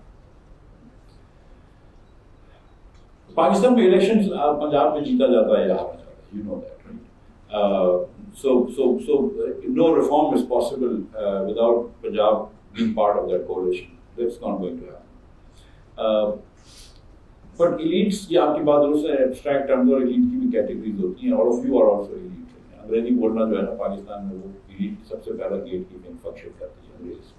Pakistan میں جو میں کہتا ہوں کہ پنجابی یا سندھی یا کوئی اور زبان جو ہے, بلوچ, یہ لینگویج بیریئر نہیں ہے. انگریزی بولنا اور نہ بولنا جو ہے نا وہ لینگویج بیریئر ہے, ٹھیک ہے. گیٹ کلب جو آپ کی جو گیٹ کیپنگ کرتی ہے وہ انگریزی کرتی ہے. 40 لاکھ بچے شاید اس سال 18 سال کے ہو گئے, تو لیبر فورس میں انٹر ہو جائیں گے یا کالج میں چلے جائیں گے. 8.5 لاکھ بچوں نے میٹرک پاس کیا ہوگا یا انٹر وغیرہ, میٹرک انٹر کی اسٹریم سے آئیں گے. 22,500 بچے اے لیول او لیول کی اسٹریم سے ہیں. باقی 31 لاکھ 37,500 بچے جو ہیں انہوں نے گریجویٹ نہیں کیا ہے, انٹر پاس نہیں کیا ہے. تو 31,500 بچوں میں سے you really don't want to be, right? وہ تو بیچارے جو ہے نا مطلب وہ کدھر پہنچیں گے, ٹھیک ہے. 40% بچہ آپ کے ملک کا اسٹنٹڈ ہے. اس کے علاوہ 17% بچہ, 18% بچہ, 17.7% بچہ جو ہے وہ ویسٹڈ ہے. Wasted is too short for your height. And then about 29% are malnourished اور انڈر ویٹ. 83% تو یہی بچے ہو گئے جو ساری زندگی جو ہے نا وہ بس بیسک اناج کی اور چارپائی کی تلاش میں نکل جائیں گے. دیٹس اٹ, ان کی زندگی اس میں نکل جائے گی. وہ 17-13% بچے رہ گئے جن میں آپ لوگ شامل ہیں, اور لمس میں گئے ہو تو واپس تم لوگ 1% میں آ گئے ہو. مطلب you have to be a complete idiot now from lose it from here now. So otherwise you should be really part of the elite. ٹھیک ہے. Well, this is the best part you can have in Pakistan, right? تو elite ہمارا بہت چھوٹا ہے, 1% کا elite ہے. میں سچی بات ہے کہ میں آپ کو مطلب 22,000 بچوں نے او لیولس کرا ہوا ہے, اس سے بہت مطلب 0.2% elite ہے 40 لاکھ بچوں میں سے. تو elite ہمارا بہت چھوٹا ہے. سو کولیشن بن سکتا ہے, ایسی بات نہیں ہے, بالکل بن سکتا ہے. اور کیا پاکستان واحد ملک ہے جو کہ غیر ترقی یافتہ ہے اور جس نے ترقی کرنی ہے؟ بہت سارے ممالک نے کری ہے. جاپان نے 1950 اور 60 کی دہائی میں 10% گروتھ کی ہے. کوریا نے کی ہے 70-80 کی دہائی میں. چائنا نے کی ہے. بیسک شروع ہوتا ہے لینڈ ریفارم سے. شاید یہاں پہ اتنی لینڈ ریفارم کی ضرورت نہیں ہے کیونکہ ہماری پاپولیشن اتنی گرو کر رہی ہے کہ پنجاب میں فار انسٹنس, پنجاب میں موسٹ ایگریکلچر لینڈ, پنجاب میں کہتے ہیں کہ 90% land is 12 acres or less. So because of the number of children and all that stuff. But پہلے لینڈ ریفارمز ہوتا ہے, اس کے بعد پھر یہ انڈسٹریلائزیشن ہوتا ہے. ایک بڑی اچھی کتاب ہے how Asia worlds, this talks about Vietnam and China and Korea and Taiwan and all of those countries and Philippines and Malaysia where it did not work also the same way. So It is possible. اور میں سچ بتا رہا ہوں کہ اس وقت Pakistanis are ready. Pakistanis really are ready. Intellectually Pakistanis are ready. There is an intellectual class of Pakistanis جو سمجھتے ہیں کہ یار تھوڑی سی تکلیف ہو جائے. لیکن نا تکلیف ہوئی ہے اور مزید ہوتی رہے گی اگر ہم کچھ بھی نہیں کریں گے. تو مگر اب پاکستانی ریڈی ہیں. اب تھوڑا سیاست دانوں کو بھی ہمت پکڑنی چاہیے. ہم یہ بات کرتے ہیں کہ اسپیس بہت کم ہے لیکن تھوڑی اسپیس دو نا پھر. ٹھیک ہے, کوئی فری میں کوئی کچھ نہیں دیتا ہے. So just you know ask for your rights, right. So I think it is possible. It is possible. آپ ایگریکلچر کو انکریز کر سکتے ہیں, پروڈکٹیوٹی کو. جب آپ پروڈکٹیوٹی انکریز کریں گے تو پھر you can increase some taxation. So there are things you can do, I think. Okay, great. So, last question and then we'll move to audience questions. آپ نے پی ٹی آئی کے بارے میں لکھتے ہوئے ایک دفعہ یہ کہا کہ only once you have some core beliefs and principles can you draw a roadmap that your ministers can follow. Without a core and consistent governing philosophy, we will keep seeing ministers forced to play musical chairs to keep their portfolios, with the nation getting further and further behind. So the question is کہ جی P T I کے بارے میں آپ نے P T I کے بارے میں اور کچھ چیزیں لکھی, میں آپ کو بھی پڑھا. آپ نے یہ بھی لکھا, yes the prime minister has changed a lot of ministers so far and blamed them for putting our country in such dire straits, but that doesn't absolve the top guy from responsibility. 2019 کا لکھا. People can rightly ask where the prime minister was when medicine prices were raised 100%. Where was the prime minister when gas prices were raised 140%? Where was the prime minister when electricity prices were raised by more than 20%? And yet circular debt kept raising. اس پہ میں نہیں آتا, لیکن P M L N کے principles یا not P M L N but جو reform party آئندہ actually reform لے کر آئے گی, اس کے بنیادی پرنسپلز, اس کے اوپر کوئی جدوجہد ہو رہی ہے سیاست کے اندر کہ جہاں کوئی مینیفیسٹو بنے, کوئی ایسی بات ہو کہ جو عوام تک ریلیف سے زیادہ میرے خیال میں پوائزنس لفظ سیاست کے اندر نہیں ہے میرے نزدیک. بیکاز اٹ مینس کہ اب آپ آج تسلی کر لیں اور آپ ہی نے 5 سال بعد کیا کھانا ہے اس کی ہمیں بھی فکر نہیں ہے. Where is the politician, the political response creating that intellectual awareness? Is that going to come from PMLN? And if it is, then why hasn't it come yet? That's my last question and then we move to the audience.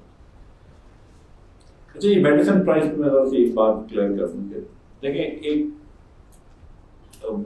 میں جب تھا last time وزیر تو 2017-18 میں تو سارا طارق صاحب وزارت صحت میں تھی, تو ہم نے ایک اگریمنٹ بھی کیا تھا کہ ہاف آف دا سی پی آئی سے پرائیویٹ سیکٹر جو ہے پرائز بڑھا سکتے ہیں. That's fine.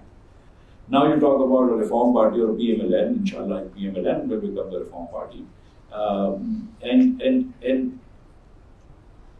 And why not? I mean, why not?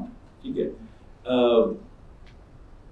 میں یہ سیریسلی یہ سمجھتا ہوں کہ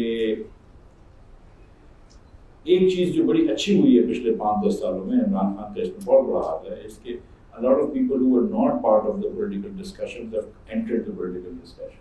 Social media کی بھی بات اس میں ہے, obviously Twitter پہ, Facebook پہ ہوتا ہے, لیکن آج جو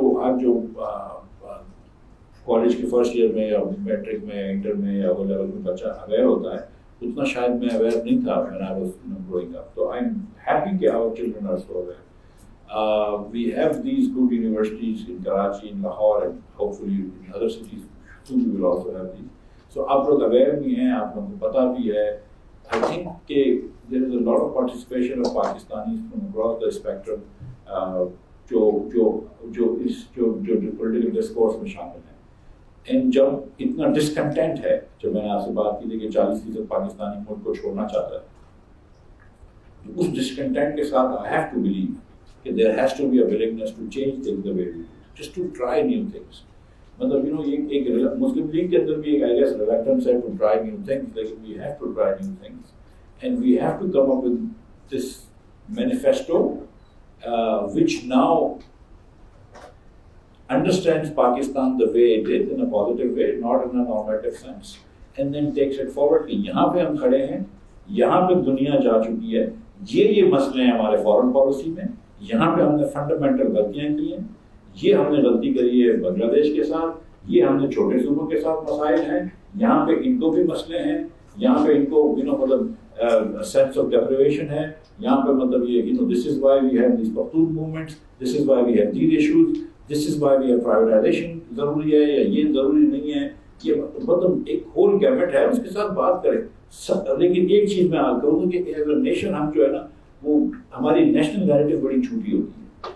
سیریسلی مطلب اب مجھے نہیں پتا, جب میں اسکول میں تھا تو ہمارے یہاں مطلب محمد بن قاسم آیا سے ہسٹری شروع ہوئی, بگ بینگ کے بعد محمد بن قاسم آ گیا تھا, اینڈ محمد بن قاسم کے بعد فوراً بابر آ گیا, ٹھیک ہے, اور بابر کے بعد 3-4 بادشاہ آئے, شاہجہاں پہ ختم ہوا ہے, کہاں پہ ختم ہوا, پھر اس کے بعد بہادر شاہ ظفر آ گیا. بیچ میں اتنے عرصے تک ہندو لوگوں کا راج تھا, وہ تھا ڈفرینٹ تھا, آپس میں لڑائیاں تھیں, کہیں ذکر ہی نہیں. سو آپ ہسٹری پڑھا کے بچے کو نکالتے ہیں, اس کو کوئی آئیڈیا ہی نہیں ہے. You go from big bang to Muhammad bin Qasim to Babur and Quaid Azam and that's it. I mean, اور پھر اس کے بعد پوری پاکستان میں جھوٹ بولا جاتا ہے کہ یہ مطلب اچھا نہیں کیا ہوا کیا نہیں ہوا آج مطلب. So we need to tell the truth.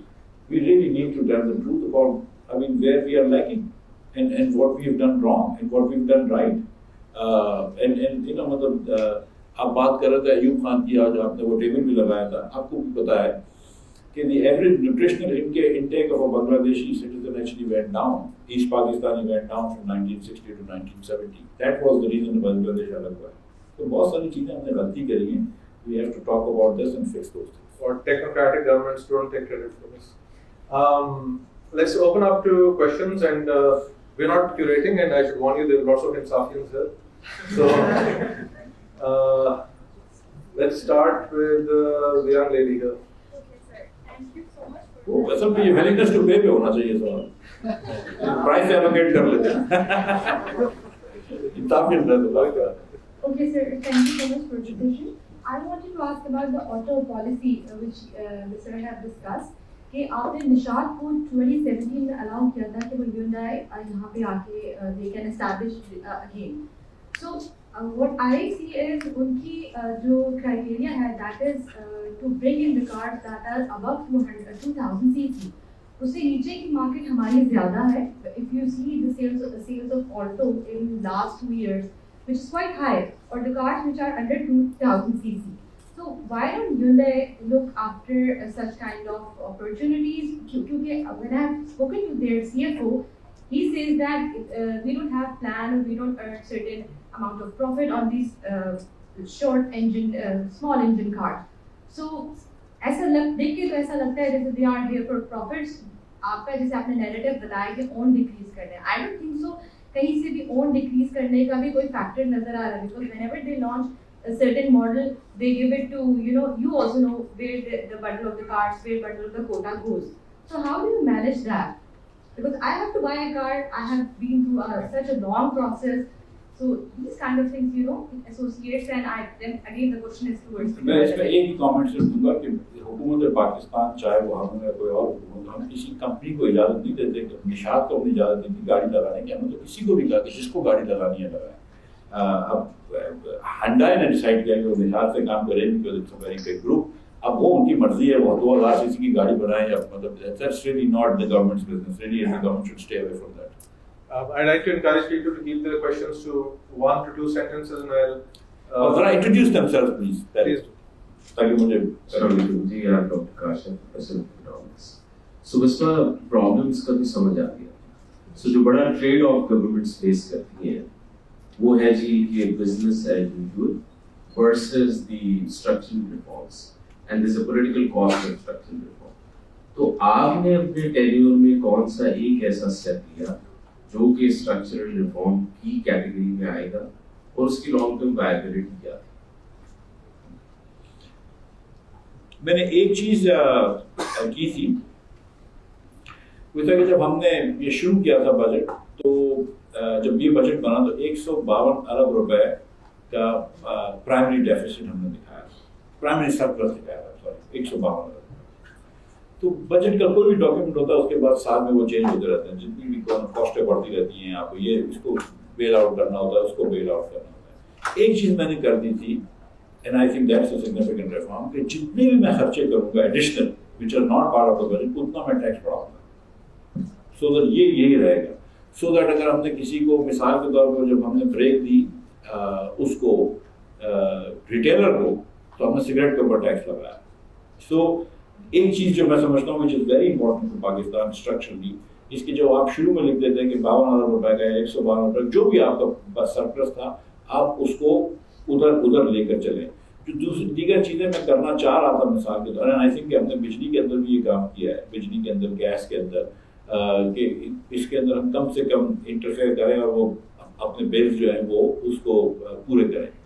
لیکن میں سب کچھ یہ سمجھتا ہوں کہ اتنا انیفیشنسی ہے کہ یہ لوگوں کے ساتھ جاتی ہے. آپ نے you have to bring inefficiency. لیکن جو میں سمجھتا ہوں کہ جو one thing that we really must do which I think I did was that جو جتنا خرچہ بڑھا ہے وہ اتنا ٹیکس بڑھا دو تاکہ مسئلہ ختم ہو جائے, پھر بار بار لوگ خرچہ کروانے نہیں آئیں گے.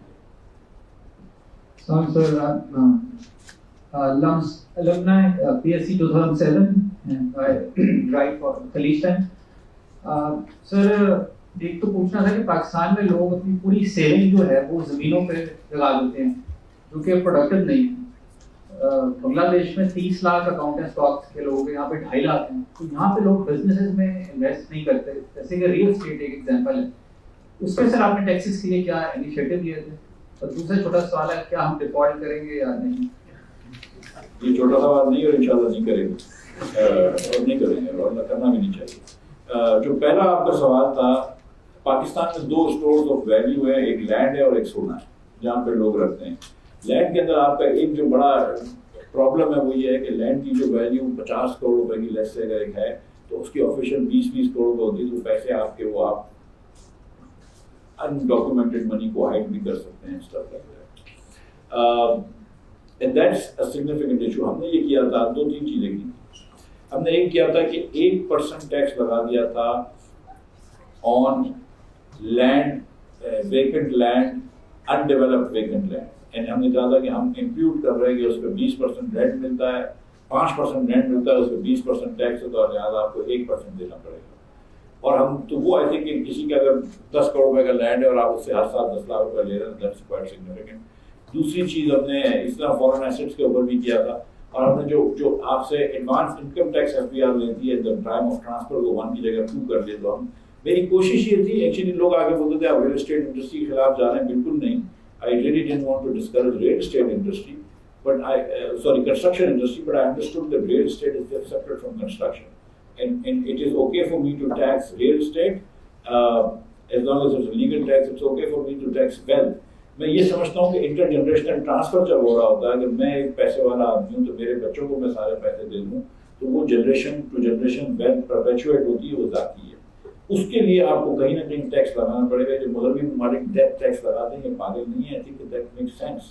کہ مطلب جو میں ابھی ایک لنک بھی رہا ہوں, اس دن میں ابھی یونیورسٹی پہ گیا تھا تو میں نے بات بھی کری تھی کہ 50 سال پہلے جو امیر لوگ تھے نا پاکستان میں, آج بھی نام لوگ وہی امیر لوگ ہیں. ہر ملک میں امیر لوگ ہوتے ہیں لیکن امیر لوگ چینج ہو جاتے ہیں. یہاں پہ تو ماشاء اللہ سے امیر لوگ بھی چینج نہیں ہو رہے.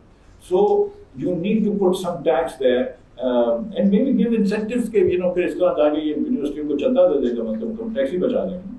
So, finally I get a smile out of him. I'm Jazim Zahir. I've been a faculty member here in the business school. Mostly I've been in the export-focused software industry.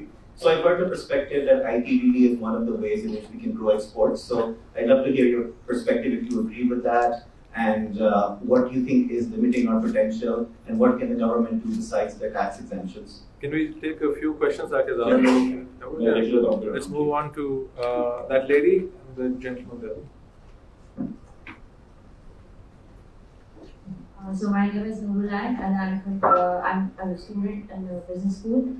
پہلے تو آپ نے بات کی کہ پاکستان میں ایلیٹ کلاس چینج نہیں ہوتی ہے, تو میرا پوائنٹ یہ ہے کہ پاکستان میں پولیٹیکل کلاس بھی چینج نہیں ہوتی ہے.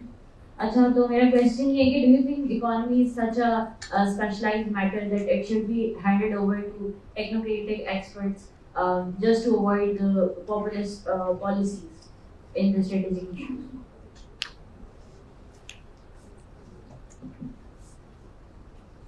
Assalamualaikum, my name is Afan. Thank you for coming to LUMS. My question is right here. My question is that theme of today's talk is urgency of economic reforms. And क्योंकि आप finance minister भी रहे हैं, and आपसे बेहतर कोई नहीं जानता कि इकोनॉमिक रिफॉर्म्स के लिए needs economic stability, and for economic stability we need a political stability. So my question is a simple one, that did you ever push your boss, that was Prime Minister Shahbaz Sharif, कि आप election करवाएं और let's undertake this action और ताकि political stability है, ताकि हम reforms करवा सकें और ultimately economic stability है. So thank you. Thank you. एक और ले लें इधर से ही कहीं करीब से और उसके बाद तक होगी. My name is Mohammad Haroon and I am BS Chemical Engineering student here in final year. My question is, you talked about the limited space politicians have.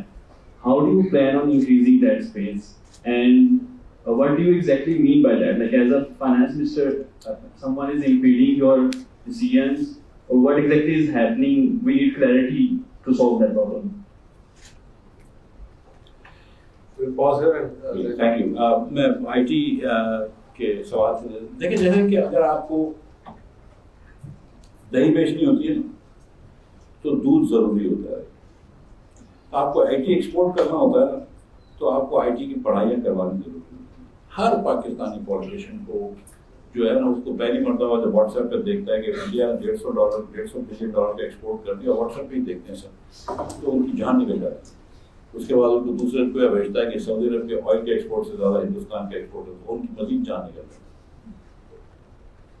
لیکن میں یہ سوال پوچھتا ہوں اور اس دن وہ ڈاؤن والے بولتے ہیں وہی بات ہے، مفتہ کرتا ہے کہ کیا کروں. 1950 کی دہائی کے اندر ہندوستان نے IIT بنانا شروع کر دی، پنڈت نہرو کے زمانے سے بن گئی، ہم نے بنائی. آج اگر ہندوستان کی IITs کی گریجویٹ گوگل کے، مائکروسافٹ کے، فیس بک، بہت ساری کمپنیوں کے CEO ہیں، تو ہمارے پاس اس قسم کی یونیورسٹیز ہیں، اور اگر نہیں ہے تو پھر کیسے ایکسپورٹ کر سکتے ہیں؟ ہم 4 مہینے کا ڈپلوما ایک بچے کو دیتے ہیں، بولتے ہیں اچھا تم جا کے اس سے کمپیٹ کرو جس نے 15 سال، 10 سال، 8 سال کی ڈگری لی ہے. یہ ممکن نہیں ہے نا، یہ ممکن نہیں ہے. تو آپ اگر آپ نے IT ایکسپورٹ کرنا ہے تو آپ یہ نہ سوچیں کہ میں اگلے سال کروں گا. آپ نے IT ایکسپورٹ کرنا ہے تو آپ انفراسٹرکچر بلڈ کرنا شروع کریں. آپ 22,000 بچے تو O levels کرا رہے ہیں، 40-50,000 بچہ تو آپ کا ایسا ہے جو الجبرا کر سکتا ہے، جو میٹرک انٹر پاس کر گیا ہے. 50,000 بچہ نہیں ہوگا پاکستان کے اندر، میں آپ کو سچ بتا رہا ہوں. یہ 40 لاکھ بچے جو ہے نا، 40 لاکھ بچے جو 18 سال کے اس سال ہوں گے، اس میں سے 50,000 بچہ جو ہے کوارٹرلی ایکویشن سالو نہیں کر سکتا ہے. تو بچہ کوارٹرلی ایکویشن سالو نہیں کر سکتا ہے، وہ IT ایکسپورٹ نہیں کر سکتا ہے. اگر آپ اس طرح سوچ لیں کہ صرف ہم کرکٹ کی ٹیم جو ہے وہ 22,000 بچوں سے نکالیں گے O levels کے پاس کی، تو کیسی بری کرکٹ کی ٹیم ہوگی. تو سیریسلی انفراسٹرکچر نہیں ہوگا آپ کے پاس تو آپ آگے نہیں بڑھیں گے. سیدھی سی اس میں بات ہے، آپ جتنا بھی وہ کر رہے ہیں IT کے جو بھی ایکسپورٹ پارکس کھولتے ہیں، پارک وارک سے ایکسپورٹ نہیں ہوتی ہے. ایکسپورٹ ہوتی ہے کہ اس بچے کو پڑھا دو، اس بچے کو سمجھا دو، خود بخود ایکسپورٹ ہو جائے. So that's the first part. دوسری آپ نے بات کری کہ ایلیٹ کاسٹ چینج نہیں ہوتی ہے. بیٹا تو پولیٹیکل کلاس بھی ایلیٹ کلاس ہی ہے نا، مطلب they are part of it. مطلب میں اسی کی بات کر رہا ہوں. ٹھیک ہے، top politicians are elites, right. کسی نے بات کری کہ اکنامک اسٹیبلٹی کے لیے، پولیٹیکل اسٹیبلٹی میں آپ بالکل، میں نے کبھی بھی نہیں کہا شہباز شریف کو کہ الیکشن کراؤ، بلکہ میں بالکل نہیں چاہتا ہوں کہ وہ ایک دن پہلے بھی کرائے الیکشن. کسی کی ضد ہونی چاہیے کہ الیکشن کراؤ. کوئی جھوٹ آ کے بولے کہ آپ کو امریکہ نے کہا ہوا ہے، ہر قسم کا جھوٹ بولے تو اس کے لیے بیٹھ جانا چاہیے. بالکل نہیں. پولیٹیکل اسٹیبلٹی پاکستان میں الیکشن سے بھی نہیں آئے گی. پاکستان میں پولیٹیکل اسٹیبلٹی اگر آپ کو لانی ہے تو بہت سارے اور فنڈامنٹل چیزیں کرنی پڑیں گی. لیکن یہ اکنامک اسٹیبلٹی، بالکل صحیح بات ہے آپ کی کہ اکنامک اسٹیبلٹی آپ کی ہونی چاہیے جو پولیٹیکل اسٹیبلٹی سے آتی ہے. دوسری والی بات آپ کی درست نہیں ہے کہ اکنامک ریفارمس کے لیے اکنامک اسٹیبلٹی کی ضرورت ہوتی ہے. اکنامک ریفارمس کے لیے کبھی بھی ٹائم اچھا نہیں ہوتا ہے، لیکن پھر بھی آج ہی کرنا چاہیے. کرنٹ اکاؤنٹ، آپ کا کرنٹ اکاؤنٹ ڈیفیسٹ کم کرنے کے لیے کوئی ٹائم اچھا نہیں ہے. ہر سیاستدان آپ بولے گا اگلے سال سے کرو، کرنا آج چاہیے. بجٹ ڈیفیسٹ کم کرنے کے لیے کوئی ٹائم اچھا نہیں ہے، اگلے سال سے کرو. سرکولر ڈیٹ مشرف صاحب کے زمانے میں 20 ارب روپے تھا، جب ہم چھوڑ کے گئے تھے تو 1100 ارب روپے تھا، جب خان صاحب چھوڑ کے گئے تو 2400 ارب روپے ہو گیا. کسی وزیر اعظم نے آج تک یہ کم نہیں کیا. اگلے سال سے سب کرنا چاہتے ہیں. یہ آخری سوال تھا ہارون صاحب کا کہ اسپیس کیسے ملتی ہے. اسپیس لانے کے لیے اچھا کام کرو. میں آپ کو صرف بتا رہا ہوں کہ اگر آپ ایک ریفارمسٹ پارٹی بن جاتے ہیں، اور انشاءاللہ مسلم لیگ بنتی ہے اور ایک فنڈامنٹل ریفارمس لے کے آ جاتی ہے اور معیشت کو اچھا کر دیتی ہے، تو آپ کی لوگ آپ کے ساتھ ہو جائیں گے، خود بخود اسپیس مل جائے گی. لوگ آپ کے ساتھ ہونا space, right. This is what you need. I think I've answered these 4 questions. If you can have the mic move around in this area here. I won't get to all of you. I'm sorry. Maybe आप सब identical हैं. Go ahead. So my question, so my name is Ibrahim. So my question is. Ibrahim क्या करते हो बेटा? So मैं ACCA affiliate हूँ. चलो ठीक है fine. Saying he doesn't know. चलो ठीक है पढ़ लो. क्वेश्चन ये है कि sir as finance minister sir Pakistan का जो main medium term sir solution है पाकिस्तान को 10 बिलियन डॉलर्स की एक्सपोर्ट्स जनरेट करनी है, एडिशनल एक्सपोर्ट लेके आनी है. सर पाकिस्तान का जब हम देखते हैं तो एक्सपोर्ट सरप्लस कोई नहीं है. एक्सपोर्ट पोटेंशियल सर जिन इंडस्ट्रीज के पास हम जाते हैं वो गवर्नमेंट ऑफ पाकिस्तान को ब्लैकमेल करना शुरू कर देती है कि हमें ये टैरिफ देंगे तो हम आपका काम करेंगे वरना हम इंडस्ट्री क्लोज कर देंगे. सर पाकिस्तान क्या सोचता है आप फाइनेंस मिनिस्टर सर, आप 5 महीने रहे हैं, सर आपने एज फाइनेंस मिनिस्टर क्या काम किया है कि मैं एक्सपोर्ट्स को with in next 1 to 2 years 10 to 12 billion dollar increase कर दूंगा. सर एक और सवाल ये सर, वो दूसरा सवाल ये कि सर रियल एस्टेट सेक्टर को सर स्लो डाउन या कट डाउन करने की सर जरूरत है. जो हमारा पैसा है हमारी सेविंग है. ठीक है बेटा अंडरस्टूड. सर इंडस्ट्री में next Yeah. Share the mic.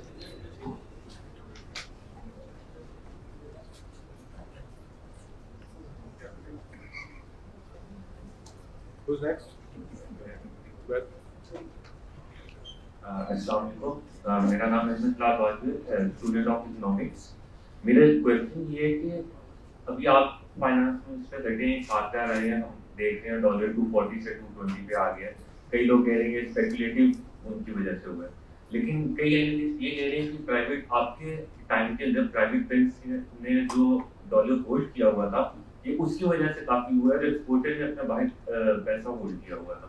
तो ये अब जो डॉलर नीचे आ रहे थे इस आधार मेरा क्वेश्चन है कि वो आर्टिफिशियली लेकर आ रहे हैं या फिर आपके टेन्योर के अंदर कुछ मिसकैलकुलेशन हुई है जिसकी वजह से डॉलर का लिए रेट आ रहा है. अस्सलाम वालेकुम, मेरा नाम समीर है, मैं लॉ स्टूडेंट हूँ, मेरा ताल्लुक कराची से है. मेरा सवाल ये है कि मैं समझता हूँ कि पाकिस्तान के 50% मसाइल कराची से शुरू होंगे और कराची से खत्म होंगे. If only we can get all political parties to come to a national consensus कि हमने कराची के इकोनॉमिक और इंफ्रास्ट्रक्चर वॉर्स को कन्फ्रंट करना है. तो as former finance minister, what do you think is the realistic solution we need to do?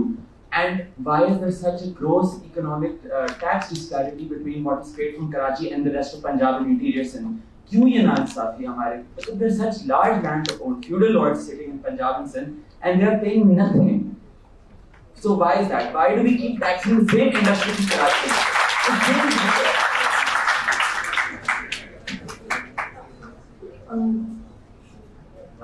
Sir, I'm Marinasa and my question is very simple. I mean this respectfully. Why are you here? Like, I get it. I mean, it just doesn't make sense to me कि आप DHA में आके, LUMS में आके, हम सबको you're answering our questions. Whereas, according to what you have told us, this is a conversation all these different political parties should be having amongst themselves. Because जब तक वो अपने vested interests को they don't put it aside, really nothing's going to happen. So, when are you going to have that conversation? That's a good question to pause on. So. Thank you बेटा. Economic surplus की बात थी. यहाँ पे एक professor है अली चीमा. तो अली चीमा से मैंने एक मरतबा बात की. मैंने अली यार ये बताओ कि तुमने कभी जब PhD कर रहे तो इकोनॉमिक सरप्लस का वर्ड सुना था? बोला नहीं, मैं भी नहीं सुना था.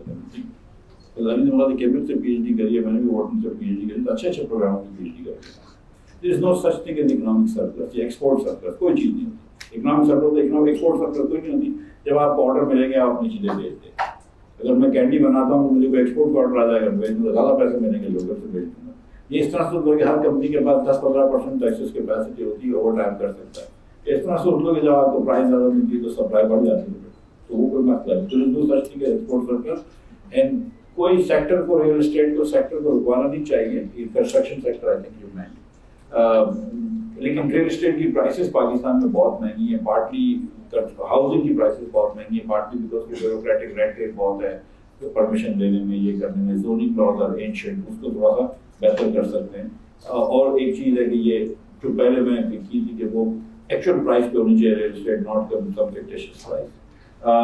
जो दूसरा सवाल पूछा गया था डॉलर वर्सेस जो बैंक्स और वो, بیٹا جب لاسٹ ٹائم 2 مرتبہ ڈالر میرے وزارت میں بڑھا ہے بہت تیزی سے. ایک مرتبہ 17 جولائی کے بعد جب ہم الیکشن آ گئے تھے مسلم لیگ والے, دوسرے دن سے بہت بڑھنا شروع ہو گیا اور کنٹرول کے باہر ہو گیا, اور اس زمانے میں بہت زیادہ یہ اوپر نیچے ہوا.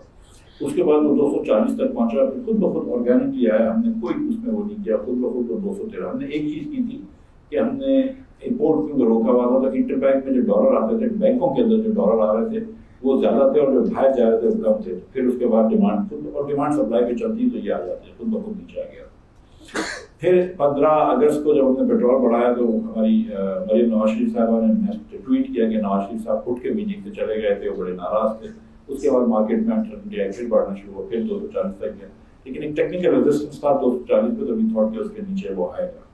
میری پرائورٹی جو تھی نا وہ ڈالرز نہیں تھی. حکومت بہت بولتی تھی لیکن میری پرائورٹی کبھی بھی ڈالر کا ریٹ نہیں تھا. And I tell you very honestly, دیکھو پچھلے سال پاکستان کا امپورٹ 81 بلین ڈالر کا, 80 بلین ڈالر, 80 بلین ڈالر کا ہمارا امپورٹ تھا, 31 بلین کا ہمارا ایکسپورٹ تھا, اور 30 بلین کی ہماری ریمیٹنس تھی.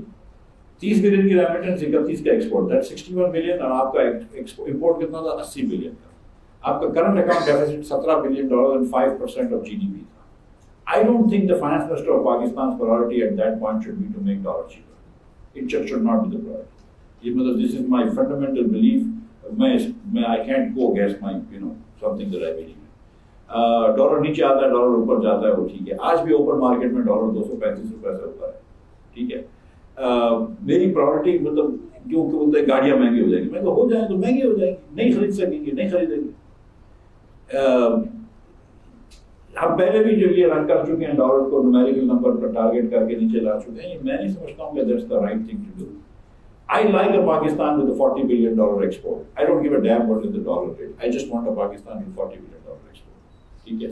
And if dollar becomes dearer and imports become more expensive, fine. I think we can live with that. But I want a Pakistan with 15% export to GDP ratio. That's the thing. تو یہ کرنا ضروری ہے. تو ایک چیز میں آپ کو بتا دوں کہ ہم نے بینکوں سے یہ کہا ہوا تھا کہ آپ اپنا اوپن اکاؤنٹ رکھیں گے, نیگیٹو اکاؤنٹ, یعنی کہ banks had sold more dollars in the interbank market than they bought, جو ان کے پاس ڈپازٹس ہوتے ہیں. تو جتنی مرتبہ ڈالر اوپر ہوتا تھا تو بینکوں کا نقصان ہوتا تھا. So banks did not have an incentive as a whole to actually move the rupee up downwards. لیکن وہ بینکوں نے کیا کیا کہ اگر کسی نے 208 کا ڈالر بیچا ہوا اور مارکیٹ 216 کی ہوگی تو ریکور اس نے جا کے 224 کا بیچ دیا, اور ہم سے کہتے رہے کہ ہم نقصان کرتے رہے. اسٹیٹ بینک سے کہتے رہے, State Bank regulates it and this they have the right to regulate.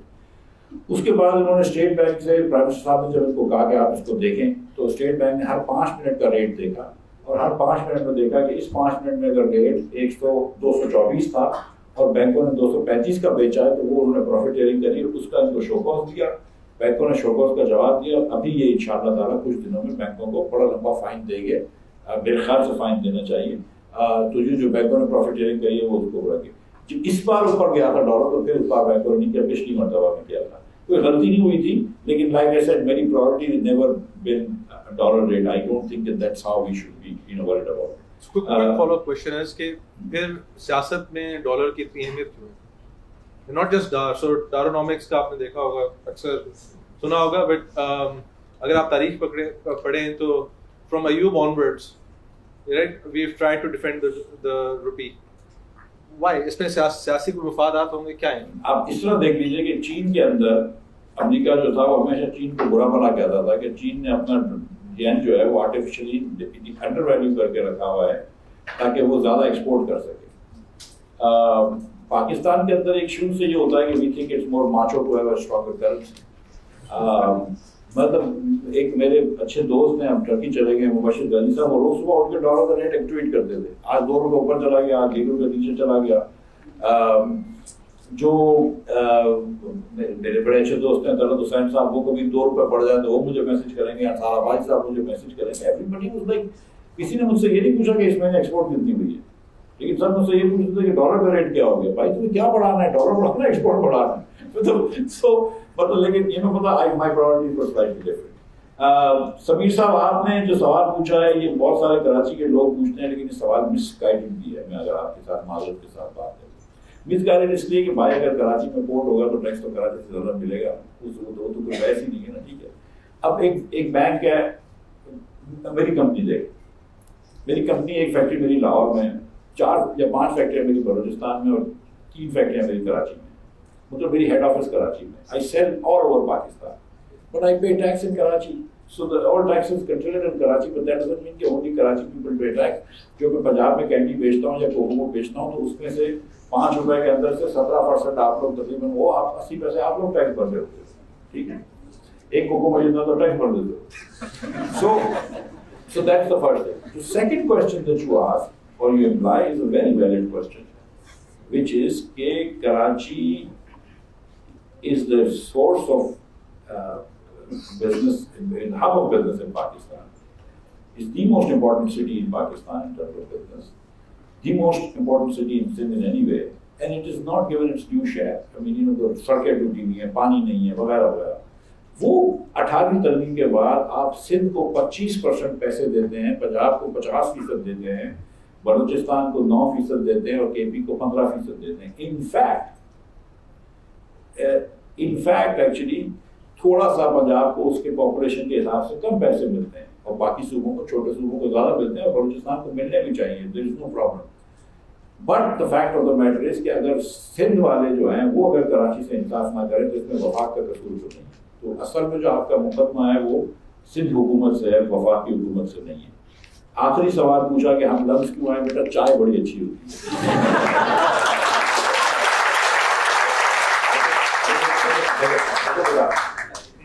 یہ جو میں بات کر رہا ہوں آپ سے, یہ بھی ایک پولیٹیکل ڈائلاگ کا حصہ ہے. I am trying to also build a constituency for reform in Pakistan. I am telling you this as somebody who was, and I say this, کہ پاکستان is a 1%. میں آج سے 1 سال پہلے وزارت آنے سے پہلے میں 1 سال پہلے میں نے ٹیڈ ٹاک دی تھی فائٹ کے اندر, ندیم الحق صاحب نے کریٹ کی تھی. تو میں نے پاکستان میں کہا تھا کہ it should not be called Islamic Republic of Pakistan, it should be called 1% Republic of Pakistan. Pakistan only works for the 1% elite in Pakistan. Alhamdulillah, I am part of that. But the fact of the matter is that it only works for the elite in Pakistan. Pakistan is not working for the rest of Pakistanis. جب 40 لاکھ بچوں میں سے آپ 31 لاکھ بچوں کو inter بھی نہیں کرا سکتے, جب آدھے بچے آپ کے اسکول میں نہیں جا رہے, جب آپ کا میٹرک پاس بچہ پرسنٹیج نہیں نکال سکتا, جب 50% بچہ آپ کا اسکول میں جو ہونا چاہیے اسکول میں نہیں ہے, جب 40% بچہ آپ کا اسٹنٹڈ ہو, تو آپ کو شرم آنی چاہیے. ٹھیک ہے, سو یہ ملک ایلیٹ کے لیے چلتا ہے اور یہ چینج کرنا ہے, اور جو میں آپ کے پاس آیا ہوں اسٹوڈنٹس کے لیے اور آپ میرا ساتھ دیں گے اس میں کہ پاکستان کو بدلیں گے. اگر کسی کے ہاتھ سے بدلے, مسلم لیگ کے ہاتھ سے بدلے, کسی کے ہاتھ سے بدلے, لیکن یہ تو نہیں ہونا چاہیے نا. یہ ہمارا مقام ہونا چاہیے کہ ہم کسی سے کمتر ہیں کہ پاکستان کے پاس آپ سیکیورٹی کی بات کر لیں. کیا سیکیورٹی کی ہم بات کریں گے؟ ہمارے پاس $8.5 بلین پڑے ہیں اور ان کے پاس, ہندوستان کے پاس $600 بلین پڑے ہوئے. ہم کیا سیکیورٹی کی بات کر لیں گے؟ ہم کیا عزت کی بات کر سکتے ہیں؟ آپ بولتے ہیں کہ ہم کو حقیقی آزادی چاہیے. میں تو جس دن وزیر بنا اس دن روز جا کے ہر آدمی سے تو بولتا ہوں کہ یار سب ادھر سے پیسے دے دو, کوئی ادھر سے ادھار لے لو, کبھی اس سے پیسے لے لو, کبھی اس سے پیسے لے لو. جب آپ کا وزیر خزانہ is forced to call small banks in Middle East and countries کہ یار تھوڑا سا $300 بلین دے دو, تو پھر کون سی آپ آزادی کی بات کر رہے ہیں؟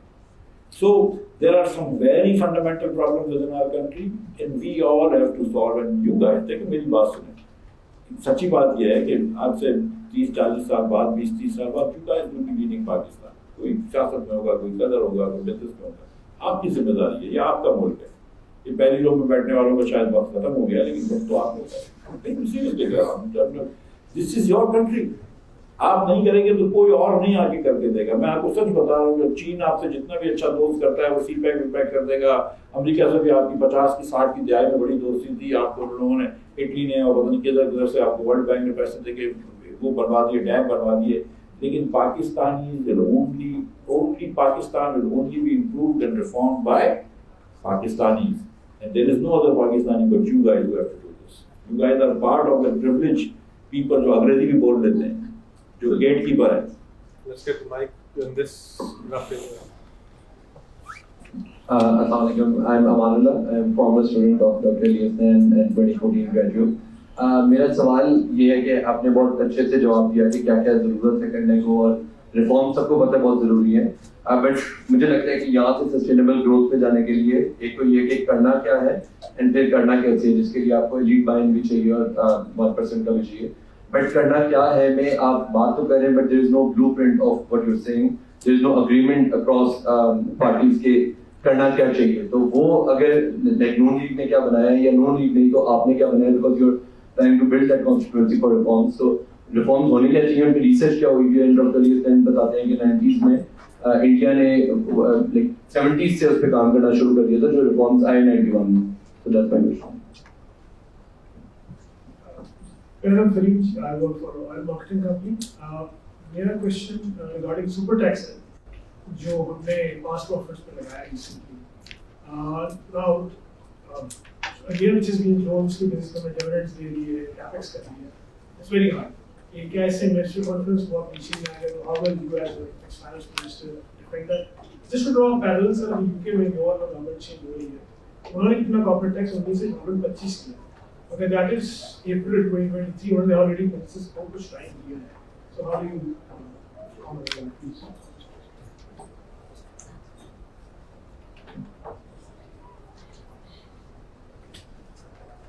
Assalamualaikum. I am Muhammad Hamza, a student of economics and mathematics. So as the topic is economics reforms, last government में state bank को autonomy दी गई थी PTI के दौर में. How do you think that autonomy can be suitable for Pakistan in long run? And in the follow-up question, do you think as Safra is quoting कि dollar की price 200 से नीचे आ जाएगी, so after this autonomy as well, why finance minister is still trying to impact or like pressurize state bank to change or to intervene in dollar market? So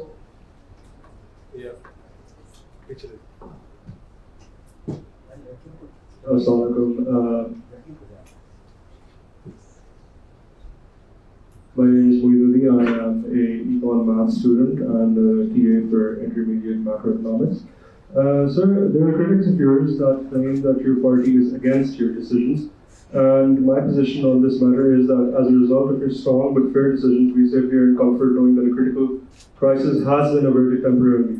My question is, how can the ever-changing, scarcely agreeing governing parties of Pakistan actually get out of this loop of repeatedly averting this cycle, or rather this crisis that has come to characterize the definition of Pakistan's stability? And do dollar leakages as a result of the recent Afghan refugee crisis play a significant part in this conversation today?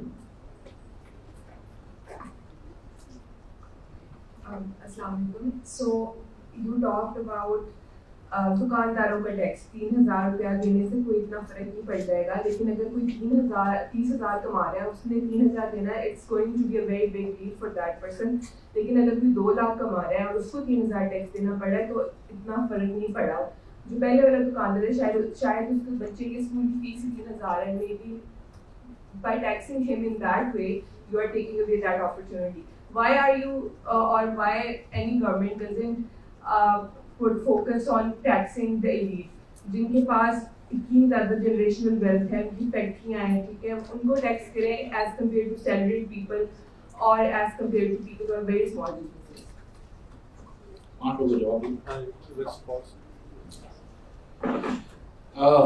پہلا سوال تھا کہ what is the blueprint of reforms that we have. جو ہم نے بات کی تھی کہ privatization میں سمجھتا ہوں کہ بہت ضروری ہے.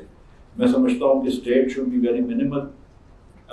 میں اپنی بات کروں کہ state should be very minimal, بہت منیمل فٹ پرنٹ ہونا چاہیے پاکستان میں خاص طور پہ, کیونکہ دوسری دنیا کی گورنمنٹ تھوڑی زیادہ بینائن ہوتی ہیں اور زیادہ ہماری جیسی وہ بھی نہیں ہے. لیکن آئی تھنک کہ اسٹیٹ شوڈ بی منیمل. لیکن ایک چیز کرنا بہت ضروری ہے اسٹیٹ کو, وچ از کہ ایجوکیشن کرنا چاہیے, وچ از ناٹ ٹو سے کہ ایکوالٹی آف ریسورسز کر دے یا ایکوالٹی آف آؤٹ کمس کر دے, لیکن کچھ سیمپلنس آف ایکوالٹی آف اپارچونیٹیز ہونی چاہیے نا, کہ غریب بچوں کو بھی اپارچونیٹی ہونی چاہیے.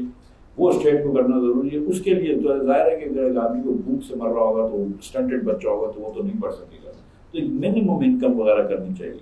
اور یہ کیونکہ اسٹیٹ کے پاس اتنے وسائل نہیں ہوتے تو ایک آپ نے پاپولیشن پلاننگ وغیرہ کی بات کرنی ہے. یہ ریفارمس کریں, پرائیویٹائزیشن کریں, گورنمنٹ کا فٹ پرنٹ چھوٹا کریں, وفاق اور اس کو کم کر دیں. اور یہ جو ہمارے سمیر صاحب کی بات تھی کہ لوکل گورنمنٹ کو امپاور کر دیں, تو آئی تھنک اس سے کر لیں تو بہت فرق پڑ جائے گا.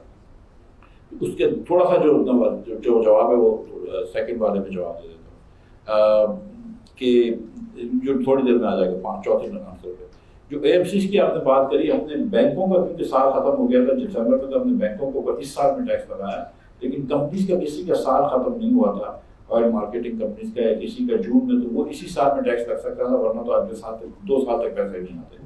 And I need money this year, so that's why it was done. Autonomy کی جو بات آئی ہے اسٹیٹ بینک کی, تو اسٹیٹ بینک کے 2 فنکشنز ہوتے ہیں, ایک مانیٹری پالیسی کا ریگولیشن, ایک مانیٹری پالیسی کا, اور ایک بینکنگ انڈسٹری کے ریگولیشن کا. بینکنگ انڈسٹری کے ریگولیشن پہ اسٹیٹ بینک کو کمپلیٹ اٹانومی ہونی چاہیے, اس میں کوئی عرض نہیں ہے. IMF کی جو یہ بات درست ہے, لیکن جو دوسری بات ہے وہ I disagree with the IMF, وہ اور I disagree with the law of the land, but it is the law of the land, کہ بالکل کوآرڈینیشن نہ ہو وفاق کی وزارت میں اور گورنر میں, یہ سب بات درست نہیں ہے. کوآرڈینیشن ہونا, انفارمیشن ایکسچینج ہونا ضروری ہے, تو وہ تھوڑا سا ہونا ضروری ہے. میں اس پہ نہیں جاؤں گا ڈاکٹر صاحب کے ڈالر کے اس پہ, ٹھیک ہے ان کی مرضی ہے. میرا پوائنٹ آف ویو آپ لوگوں کو پتا ہے کہ مطلب my chasing is the exports not dollars. جو بات کی ہے کہ ہم کس قسم کے ریفارمس کریں, بار بار کرائسس میں نہ پھنسیں, اور افغانستان کے ڈالرس کی. بیٹا افغانستان کے جو مارکیٹ ہے نا, وہ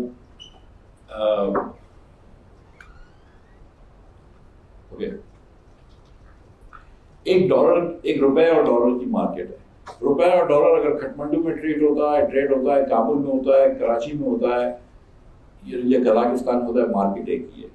اسی طرح انٹر بینک کہہ دو, اوپن مارکیٹ کہہ دو, کرب مارکیٹ کہہ دو, ایک ہی مارکیٹ ہے. وہ لوگ کہتے ہیں ہمارے اس سے پیسے نہیں جا رہے انٹر بینک سے, کرب سے جا رہے ہیں, یا ریمیٹنس نہیں آئے گا کرب میں آ جائے گا, بات ایک ہی ہے. سیریسلی ادھر سے آپ خرید سکتے ہیں, ایک ہی بات ہو جاتی ہے. ٹھیک ہے, جب آپ افغانستان سے کوئی چیز بھی روپے میں خریدتے ہیں, تو وہ افغانی اس روپے اگر لیتا ہے وہ کیا کرتا ہے اس کا. یہ ہماری بات بار بار ہوتی ہے کہ لوگ بولتے ہیں کوٹ اب افغانستان سے ہم روپے میں خریدیں گے تو فورن ایکسچینج بچ جائے گا. So my question always was, what does the Afghan do with the 4B? He either comes and buys stuff from Pakistan, which he otherwise would have bought in dollars, so dollar based system mein nahi hai, ya he will exchange his rupees for dollars and then buy stuff from Iran or wherever he wants to buy it. So anytime somebody is out of the jurisdiction, whether you buying in rupee or dollar does not matter, وہ ایک ہی بات ہو جاتی ہے, وہ ایک ہی leakage ہے currency میں. تو Afghanistan is a reality and it is what it is. جو آخری سوال تھا وہ شاپ کی ٹیکسز پہ بیٹا آپ نے پوچھا تھا. دیکھو آئیڈیلی تو پروگریسو ٹیکس ہونے چاہیے, اور انکم ٹیکس ہمارا پروگریسو ہی ہے, لیکن آئی تھاٹ کہ 3,000 روپے جو ٹیکس ہے, اب دکان بہت کم دکانیں ہوں گی, اور اگر 50 یا 100 یونٹ کی دکانوں کو معاف کر دیتے تو بہت کم دکانیں ہوں گی جن کی 100 یونٹ سے کم بجلی ہوگی, اور جن کی 30,000 روپے سے بھی کم آمدن ہوگی. اس لیے ہم نے یہ سوچ کے کرا ہوا تھا, ورنہ خدا نہ خواستہ کسی کے بچے کی فیس میں آخری ٹیکس میں نہیں لینا چاہتا. اور مطلب پاکستان میں 17 لاکھ دکانیں NTDC کے سسٹم میں, اور 5 لاکھ دکانیں کے الیکٹرک کے سسٹم میں, 2 الگ الگ سسٹم چلاتے ہیں. 22 لاکھ دکانیں آپ چھوڑ دیں, اس میں سے پہلے 5 لاکھ غریب دکانوں کو چھوڑ دیں. جو امیر غریب 17 لاکھ دکانیں ہوں گی پاکستان میں, یہ 15 لاکھ دکانیں, وہ تو کماتی ہوں گی نا, مطلب লাখ روپے مہینہ. مطلب سیریسلی وچ دکان نیکسٹ 30 لاکھ, ایک آدھ پنچر لگانے والا, ایک آدھ پان والا ہوگا شاید, لیکن اس کے علاوہ کون 30,000 روپے کماتا ہے دکان میں. So, I mean, typically a dukaan has 2 or 3 employees. It pays, like that kind of money. So, I mean, but ideally I should just be able to tax their income. But this is a proxy for income because I don't have, knowledge of the income because it's hidden. So, we'll take one last quick round. That lady there, actually, we'll end there. Assalamualaikum, my name is Zuha and I'm a freshman here at LUMS. میں نے پوچھا تھا کہ the political parties in Pakistan, they're essentially dynasties. And جب تک ہم یہ generational politics نہیں ختم کر سکتے, we can never ensure کہ کوئی بھی competent بندہ ہمیں آ کے lead کرے. تو I would want your input on that, and if you could tell me how we can change that. Thank you. And I said that's the last, again, go start right here on the السلام علیکم. جوید ارشد, میں LUMS net institute میں کام کرتا ہوں. So basically Pakistan کے اندر secular date کی situation ہے کہ گیس اور الیکٹرک کا دونوں تقریباً 41 ارب روپے کا سیکولر ڈیٹ ہے. اور ظاہری بات ہے یہ اب جس طرح کے ڈیسیزن ہمیں نظر آ رہے ہیں کرنٹ گورنمنٹ کے لیتے ہوئے, کہ لگتا ہے کہ اس کو ٹھیک کرنے کا ارادہ نہیں ہے, اس کو مزید بڑھانے کا ارادہ بن رہا ہے. کیونکہ جو ہم نے سیمولیشنس کی اس کو لگتا ہے کہ 10,000 میگا واٹ سولر جو آپ پلان کر رہے ہیں, یہ پچھلے پلانٹس کی پیمنٹ بھی کرنی پڑے گی اور سولر کا بھی پے کرنا پڑے گا. تو وہ انفیکٹ سیکولر ڈیٹ کے تعداد میں اضافہ ہو جائے گا. یہ ایک مین کوشچن. سیکنڈ کوشچن از کہ اگر ٹی ایم ایل این یا پی ٹی آئی گورنمنٹ نے پہلے کو مسٹیک کی ہے, how willing they are to fix that mistake. جیسا خان صاحب وہی وزیر اعلیٰ دوبارہ لگانا چاہیں, اب جیسا دفعہ وہی مسٹیک ریپیٹ کرنا چاہیں, تو اس female government willing to fix their mistake اگر پچھلے ہو گئی ہے تو. جی زوا بیٹا, میری بیٹی کا نام بھی زوا ہے, اس کا آئی ریممبر یور نیم. آپ نے یہ بات کری کہ all political parties in Pakistan are dynasty. کبھی عمران خان کی ڈائنسٹی شروع نہیں ہوئی. ابھی تو مطلب اس کا بیٹا تو ابھی تک آیا نہیں ہے, یا اس کی بہن ابھی آئی نہیں, آ جائیں گے ایک بار ہوتا ہے, اور پھر آپ لوگ اس کو بھی جسٹیفائی کر لو گے.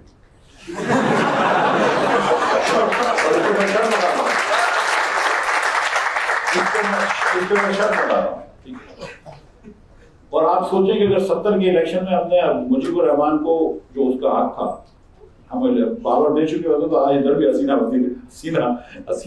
شیخ حسینہ جو ہوتی وزیر اعظم ہوتی.